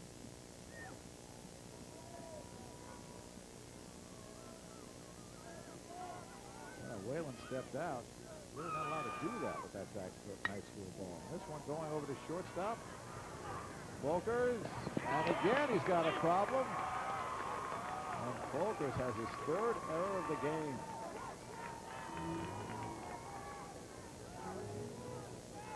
Steve Folkers, normally quite reliable, got the good hop there, but throw. Pulled Anderson right off the base. Boy, that could have been worse. That's one of those where the first baseman can get his arm caught as the runner's going by. That's right. Feel like Horace Grant after he got hit by Shaq. Right. Now, fortunately, that didn't happen, but now 2 out, the runner on after the 5th error by Waubonsie Valley. And here's Craig Moreland. Moreland the strikeout just from his last time against Babler. Last batter Babler faced. Say that fast. How many times did I say it? That's all right.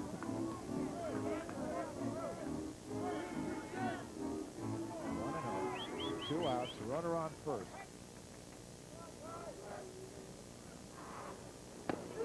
And no strike one. Keith Ramsey will be on deck. These are nice pitches that he's making. You know, the hitters act like they're surprised.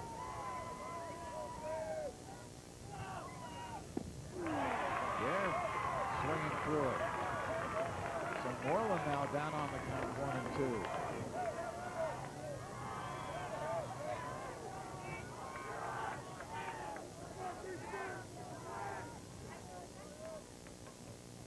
Walsh. And this one gets by.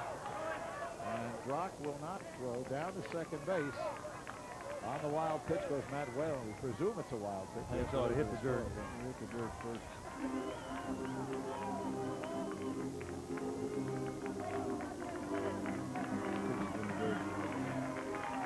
Tough play for Brock. He's gotten everything tonight before that.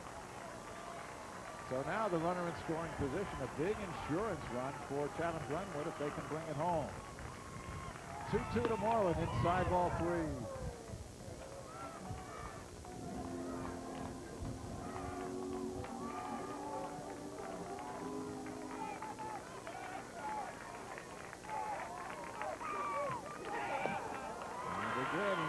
So, base on balls. He didn't miss by much on that pitch. Pretty tough one to take with 2 strikes.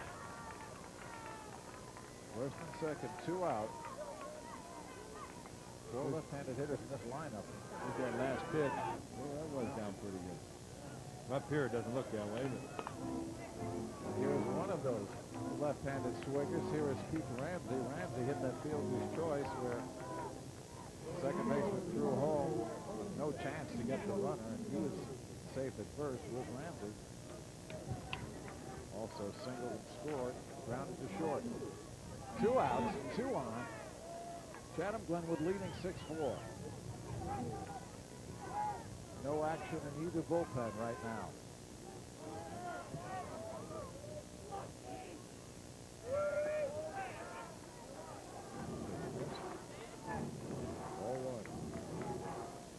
Down on deck.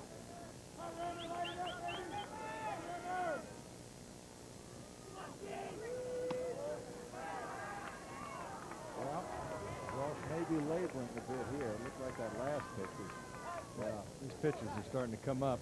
Here He's comes right Schmidt. there. And Schmidt's got his lineup card out and maybe doing some switching right here, right now. So he's checking it with Jay Bound. Now the wheels will turn. Schmidt coached at Aurora Central for a few years back in the late 70s. 34 pitches this inning alone for Walsh.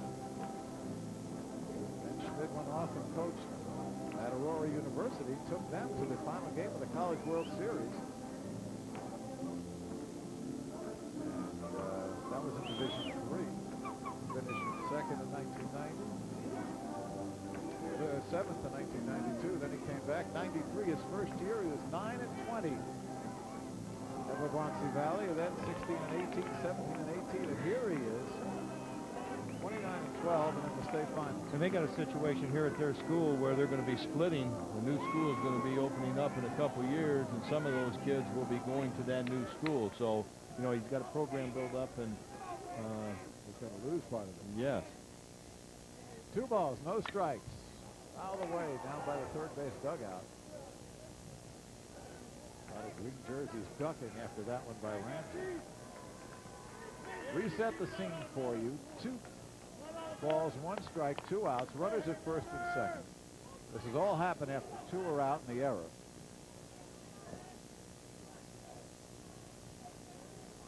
And here is Ramsey with 2 runners on. This team leading 6-4 in the top of the 6th.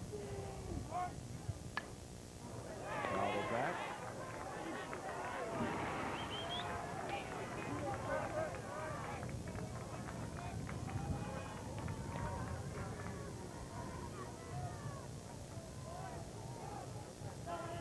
Again, Ramsey, known as an opposite field hitter. This team will go with the pitch. Actually, both these clubs will. But Ramsey especially will hit it to the opposite field. 2-2 again. This time he goes, pulling the ball, and a base hit to right. Around third, coming into home. Here comes the throw. No throw is cut off. And Whalen will score. Holding at second is Moreland. And again, with 2 out, all sorts of problems for the Warriors. This pitch here, inside curveball, and he pulls between first and second. Fortunately, Moreland gets out of the way of the ball, and the base hit drives in Whalen from second. So it's 7-4.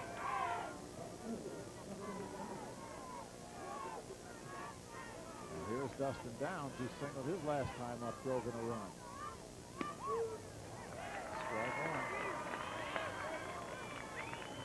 Well, we asked some of the Waubonsie Valley players, you know, you started off comparatively slowly, then ended up winning 12 in a row. What turned it around for you? He said, several players said the pitchers got meaner. 0-1 pitch outside, almost a wild pitch, and that's played by Brock. And the pitchers certainly have been mean tonight in that they've been tough. Unfortunately, we don't mean to belabor the point. Again, we're talking about high school youngsters, but plays that should have been made were not. 5 big E's up on the board. Well, when they say the pitchers got meaner, they're talking about the mental toughness. I think, you know, being prepared for those games. Exactly. They didn't want to lose. Get out, baby, get out. 2. One up the box, baby, one up the box.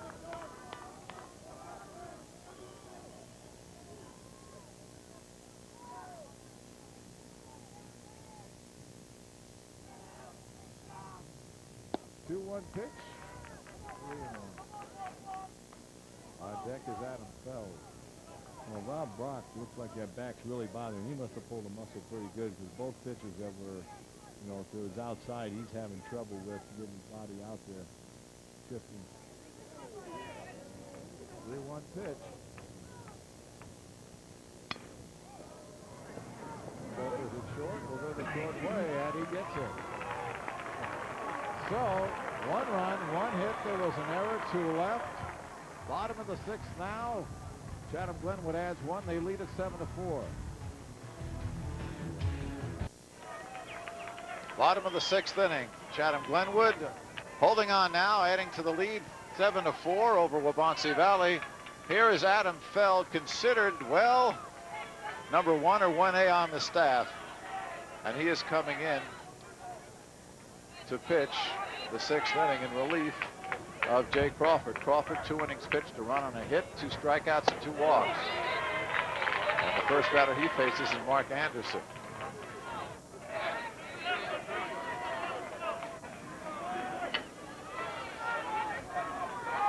Anderson, a walk and a fly to center. This is there.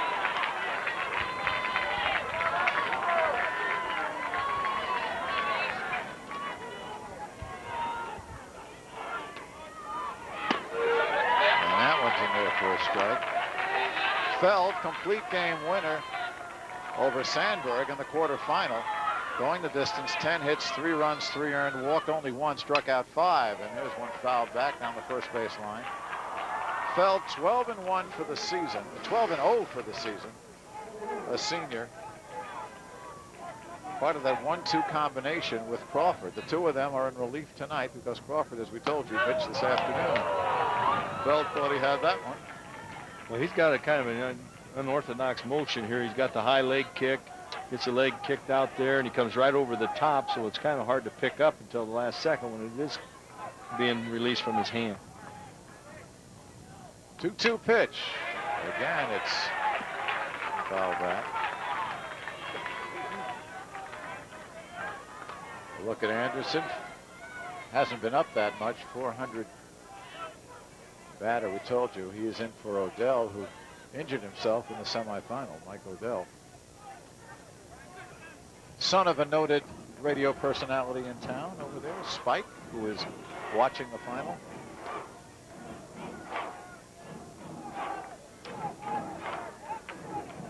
Adam Feld, 6'1", 185-pound senior. Deals it 3-2. Straight over the top, and he missed it. Anderson on base. Here is Cortese. Grounded to second, once into a double play, and again, just a single out back in the 4th inning. 275 hitter coming in with a double, 13 runs batted in, and now he is being called back by Schmidt, and let's see what's going on. They're going to send a pinch runner. Russ Perlich, a pitcher, will pinch run over there for Anderson. Perlich pitched today in the semifinal. There is he.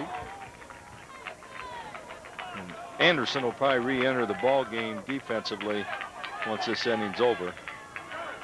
That is a rule that is unique in the sport. That's right, in high school baseball, where a starter can be taken out and re-enter as long as he bats in the same part of the lineup, the same place in the lineup. You can do that one time with the original starters of the ball game. Right, just the original starters. Or just the starters. I guess original starters is redundant, right? As opposed to the replacement starter. 7-7-0 for Chatham Glenwood. 4-5-5 for Waubonsie Valley. Waubonsie Valley up. Cortese 0-2 here with the runner on first base, and this one fouled back. Cortese, the third baseman. Perlich, the pinch runner, on at first.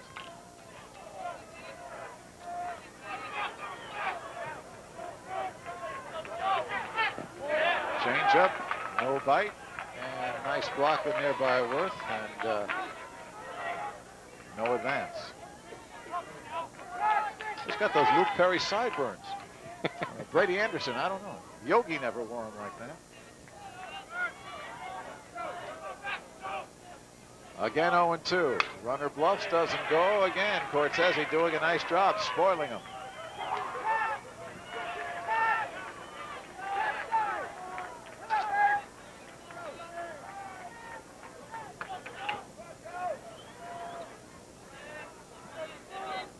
Again, the 0-2 pitch. And this time he gets it. Well, runner can't run, batter can't run after a strikeout in the dirt with a runner on first base. So back to the dugout goes Joe Cortese. This is a nice curveball here. Breaks sharp and into the dirt.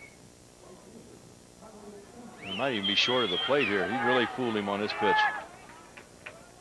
Now it hits the plate, or just to the right of it. Sanford the batter now as we come back to live action. Walked and scored last time up. He is 1 for 1 officially.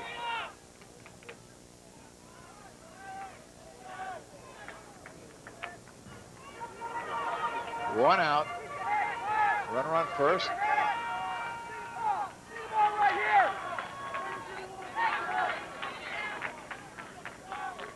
Adam Feld deals. Changes speed. It's 0-2.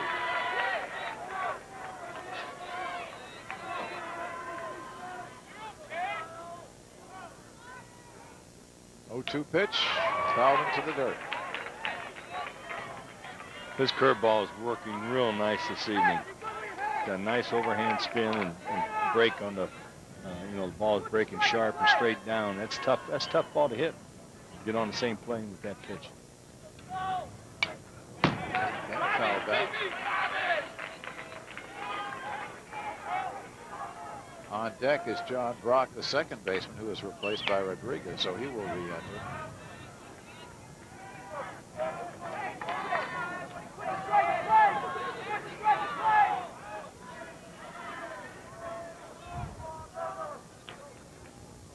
Feld's ready. And this one fouled down the right field line onto the embankment where fans love to sit and watch Cougars games. On the knolls of left and right field.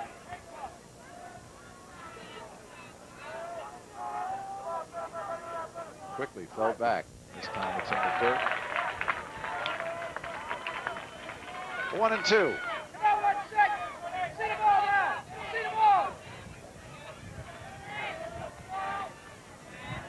One out. Waubonsie Valley down by 3. And this one is lined to left field. Can't make the play as Downs falls down around third, and being held up now is Perlick, and into second with a stand-up double. A good shot, Kyle Sanford. This is a nice sharp hit to left field, and Downs gives it a good try, great effort, just misses the ball. Just the ball gets down to the turf just before he gets there. Well, they talk about Sanford being a good mistake hitter, and he hit that one. That was a nice fat one for him on 1 and 2. Not what Feld wanted to do. Now, again, Jim Schmidt, as you see the conference over there with Worth and Whalen talking to Feld, and Schmidt is telling the umpire that John Brock is going to come in and re-enter. Again, he had been lifted for the defensive replacement, Rodriguez, and now he is back as the number 9 hitter. He is 1 for 2, a double to center and a fly to center field. Drove in 1 run. In this ball game, didn't he? Earlier? Yep. Okay. Back in the 4th inning. Pitch is low, ball 1. Runners on second and third. Tying run there at the plate. 1 man away. Bottom of the 6th inning.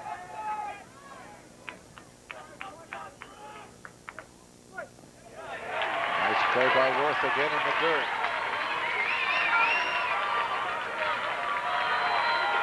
Again, Feld, like Crawford, pitched complete games earlier in this tournament. Feld pitched yesterday. Crawford, who went a couple of innings in relief, pitched a 1-hitter this afternoon. Here's Feld with the big motion to right field. Runner tags at third. Catch is made by Ramsey. Coming in to score, and meanwhile holding at second base as the pinch runner scores, Perlick. Holding at second base is Sanford. Well, that could be a crucial base running mistake right there. Don't understand that. No, he should have been tagging, and along with the guy with Sanford or Perlick coming in. Yeah, okay. Get a little confused there now. That's all But right. he should have got down to third base and be there in case there could be a pass ball, what have you, on that play. So the runner on second base with 2 outs now is Sanford. Breuer, who had an 8-for-11 streak earlier in this tournament, is now 0 for 13 since. So talk about someone who is due. Sean Breuer, their little spark plug, is due. Good bunt. They're not going to get him on this. Mets didn't have a chance in the world. How many times have you heard if you're going to break a slump, try a bunt? Well, I tell you, he's got good running speed. He's got 54 stolen bases. Here's the bunt for the hit right down the line, and that's just an excellent executed bunt. Well, he saw the third baseman was playing back and hit it hard, but again, he's got good speed. You see the third baseman isn't even in your picture yet, Mets. Gives it a good effort, but he's not going to beat him on that play. The only thing Mets could have done on that play was fielded it barehanded and got rid of the ball. It was the only possibility to get. Second hit of the inning. The run comes 7 of 5 as we're at second and third, and here is Miller. He's re-entered. Miller has just re-entered. He had been taken out for a defensive replacement. So Miller, who's got a single in 3 trips, is back. On deck is Rob Brock. 2 outs now. 7 of 5. Runners on first and third.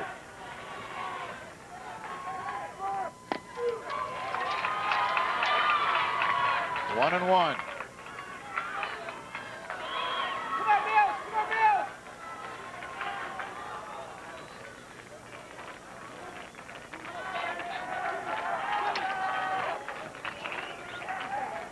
Sanford on third. Breuer on first. 1-1 pitch, and they looked almost like a pitch out. It was. Trying to get the first baseman, the runner on first moving, and then looking to third. Try to nail the runner at third, but nothing happened. There's Miller looking down to Schmidt for the sides, and there's Jim.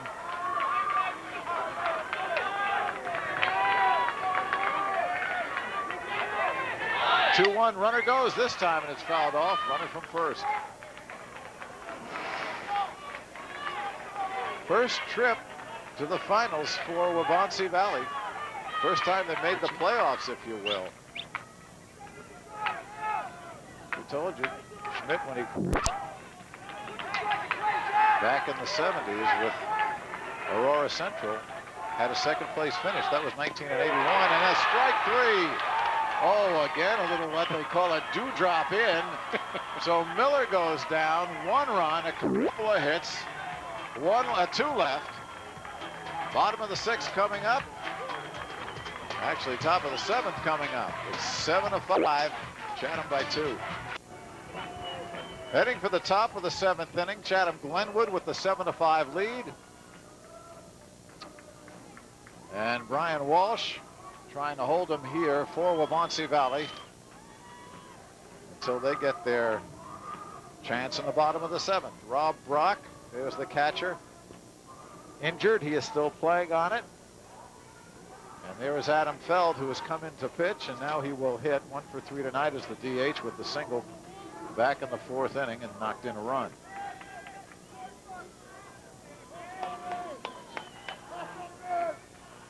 Walsh came on the 5th. Tries to spin one, but it breaks outside. 1-0. On deck, Skip Clayton. Mets to follow. Low again. 2-0.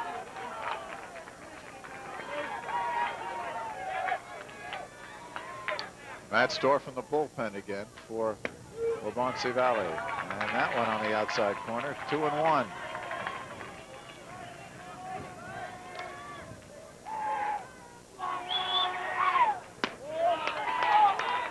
Three and 1. Brock is slowing him down. Boy, Brock has got to be in some pain. They're working on him between innings when he pulled that muscle, apparently, going for an outside pitch, trying to catch an outside pitch. 3-1 from Walsh. And this one sliced down the line and right. Coming on quickly and making the play is Kyle Sanford. Ball hung up just enough, and a good break by Kyle Sanford as that ball was sliced with the wind blowing in that direction toward the right field line. And that could have been a lot of trouble too if it had got by the hit. It would have been a definite triple in that corner down there. Clayton walked last time up, got on an error and scored back in the third. Errors have done in Waubonsie Valley tonight. 5 of them leading to 4 unearned runs. They trail at 7-5. Fastball outside, 1-1.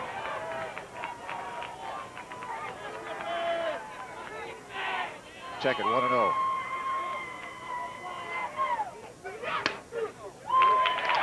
I caught the corner that time.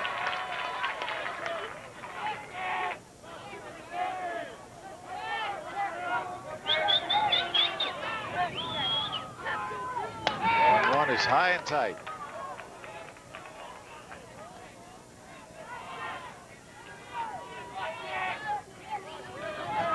Three and one. Well, we were right. Count. Yeah, we were right. The scoreboard is the scoreboard is acting up when it says 2-1. It's 3-1 the count. Right. Thanks to our ever diligent cameraman behind the plate, Mike Meyer. An all-purpose guy. It's in there for 3 and 2. Now the scoreboard and all of us are straightened out. 3 balls, 2 strikes, 1 out, nobody on. Here's Walsh with the payoff pitch. Right down there. Oh my. Gutsy bit of pitching, and Clayton is out of there. At this stage, you know, 3-2, you've got to come and challenge the hitter right here, and he gave it his best. Right down the middle of the plate. That's his 5th strikeout. Well, the only person who's made out without striking out, actually there were 2, a force out in that line to right field. So here's Metz, and Metz fooled on the change of speed. Looked bad on that one. Metz 0 for 4 with a run scored. 3:56 coming into tonight. Through the box. Can Brock make the play? No. Give him a base hit on that one. Oh, yeah. He scooted down the line pretty good. That was a tough chance. That ball got by the pitcher, but it was hit pretty slowly. So an infield single, and I think Walsh may have gotten a glove on it, but when it... Tough play for Brock. He's throwing across his body, falling towards second base. It was almost a check swing. Yeah, a little excuse me right there. And here is Littrell. Struck out twice in 4 trips, sacrificed once. Easy toss to first.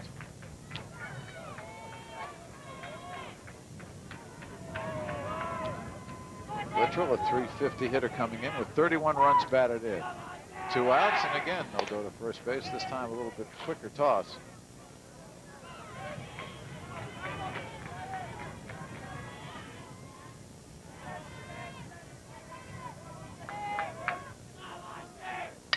This time he'll come home and quickly called foul by the plate umpire. And Brock, every step you can see is hanging for him.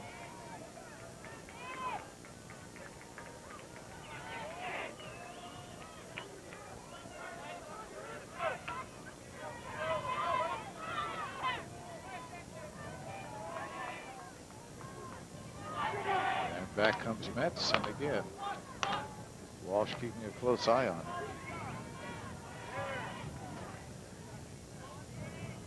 Not getting a very big lead.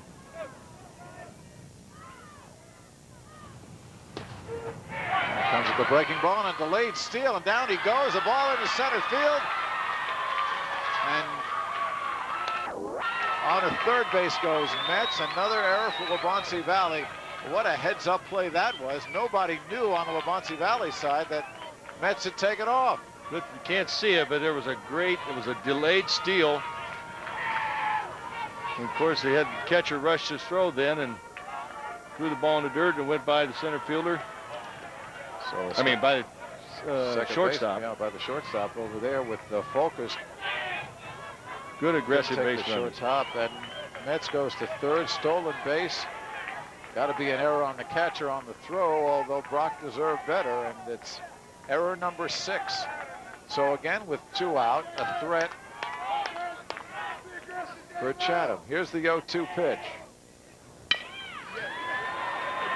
Second base, Brock. So that time, Waubonsie Valley gets out of it. No runs, no 1 hit on the bunt by Metz. There was an error. A stolen base, 1 left. So last chance here for Waubonsie Valley. Their fans are rooting for the Warriors. Let's see what they can do. We'll be back. They trail by 2. Last chance here as the music wafts through the ballpark. That tender ballad, yes, the one and only Chicken Dance. Well, nobody's been chicken tonight, not these 2 teams. Now Waubonsie Valley trailing 7-5 will send up the numbers 3, 4, and 5 hitters. Rob Brock, Cole Wright, Steve Folkers on to face Adam Feld, 3rd Redskins pitcher tonight. Scott Metz started, went 3 innings. Jay Crawford came in for 2. And Feld came on in the 6th, so he's in his 2nd inning. Rob Brock, 2 hits tonight, struck out his last time, a triple, a single. He scored a run. He's driven in a run.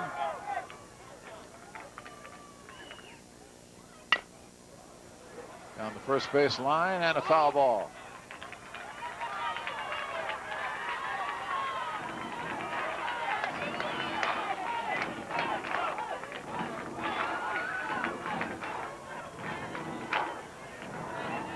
There is Feld, undefeated this year, can pick up a save here for Jay Crawford.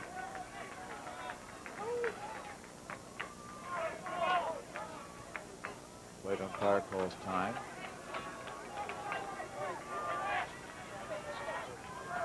Oh, 2 pitch. Right, got him. Nice pitch. Nice pitch. Strikeout number 3.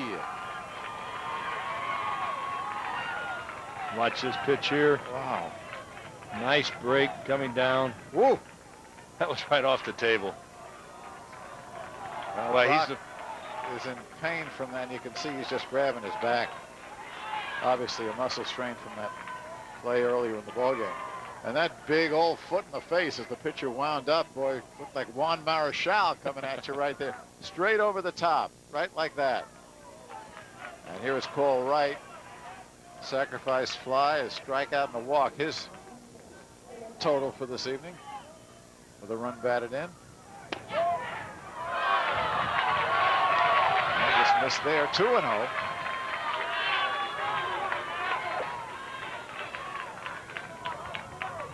Right, 6'3", got power. They can use it here. They don't want to put anybody on base. Head on the count, 3-0. No action in the bullpen for Chatham. They'll come back 1 pitch at a time here. And he walks him on 4 straight pitches. 3rd walk for Feld. Just an inning in the 3rd.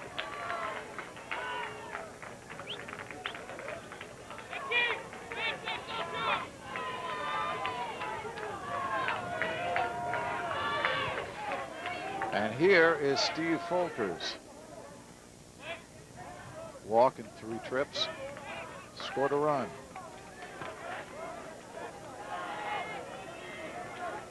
Boy, wouldn't he like to make some amends by doing something offensively? He's had a rough day out there. He has. He struggled a little bit defensively tonight.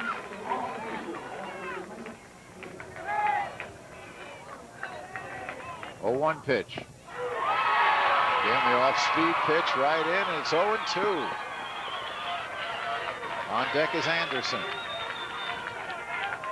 Bottom of the 7th, 1 out. Waubonsie Valley down 2, and this one misses, so 1 ball, 2 strikes. State championship on the line right here. Runner leads away, and this one gone the opposite way, but fouled back.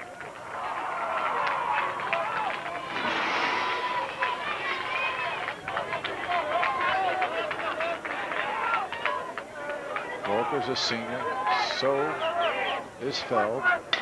Again off speed. This one fell down the third baseline. Well, he's hanging in there. He's getting rid of the pitches, and he's just hoping that the pitcher will make a mistake, and he can come back and drive the ball for a base hit. And the 2 strikes, you got to protect the strike, the strike zone, and anything close, you got to foul off.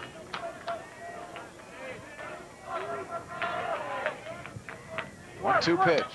Out in front. Let it go by. And it's 2-2.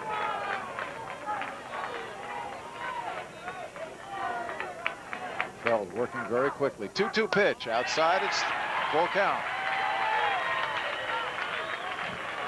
Well, you're down 2. You got a runner on first base. You got 1 out. Coach. You don't want to put this guy on. You want to, you want to try to give him a pitch to put in play so you can turn the double play. Throw a ground ball right here. Runner does not go, and here it could be 2, but the ball is kicked, stepped on, second, over to first, it's over. Craig Moreland completes the double play, and Pat Mooney and the Chatham team are the AA champions. Wow, this is a typical understatement. Look at this. The fireworks are going off. Fireworks are already going on the field. There's a lot of red and white underneath there.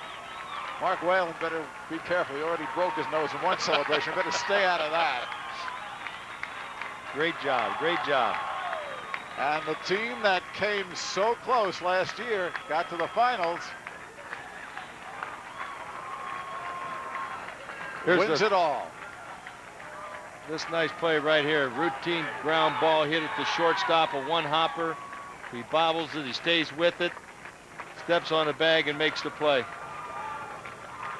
Great way to end the ball game. Here it is one more time. There it is, the throw, and a strong one to get the double play. 6-3. There is Jason Worth.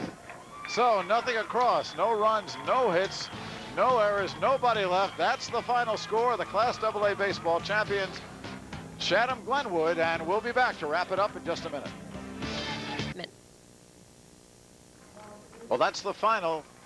Chatham Glenwood, second a year ago, wins it all in 1996, 7-5 over Waubonsie Valley. The Warriors, Mike McDonald, they call themselves a good little high school baseball team. Well, they were a lot more than that during this tournament. And if their defense hadn't failed them to the tune of 5 unearned runs, they just might have walked away with this thing after coming in as a number 6 seed. Well, that's true. And unfortunately, they kicked the ball around a little bit. They had 6 errors in a ball game, and you're not going to win a ball game of this caliber in this type of a tournament and come out on top. So you got to feel the ball, you got to make the plays, and they didn't do it this evening. And if you got to feel happy for somebody, you got to feel happy for number 30. You see Adam Feld right there, number 27. He got the save tonight after winning the quarterfinal. But you've got to feel especially happy for young Jay Crawford, who last year picked up a save in the semifinal and was absolutely shelled as the starting pitcher as a sophomore in the final when Glenwood lost to Morris in 1995. All he does today is win the semifinal, coming within 1 batter and 1 hit of pitching a perfect game, as you look at him there. And then he came in, although he much would have preferred to get a save or a hold. He gave up a run that forced a tie, but he is the winning pitcher at both ends of the doubleheader, the semifinal and the final. He finishes the year 12-1, 7-8-0 for Chatham, 5-7-6 for Waubonsie Valley. Pat Mooney and the Glenwood Redskins are your AA champions of Illinois. Well, our next IHSA event on Sports Channel will be a replay of the 1996 IHSA Boys Class A Baseball Championship coming up Friday at noon. Once again, the final score, Chatham Glenwood 7, Waubonsie Valley of Aurora 5. The AA champions, 1996, Chatham Glenwood. For Mike McDonald, I'm Mike Lederman saying so long. From Kane County, the preceding has been an exclusive presentation of Sports Channel. So long, everybody.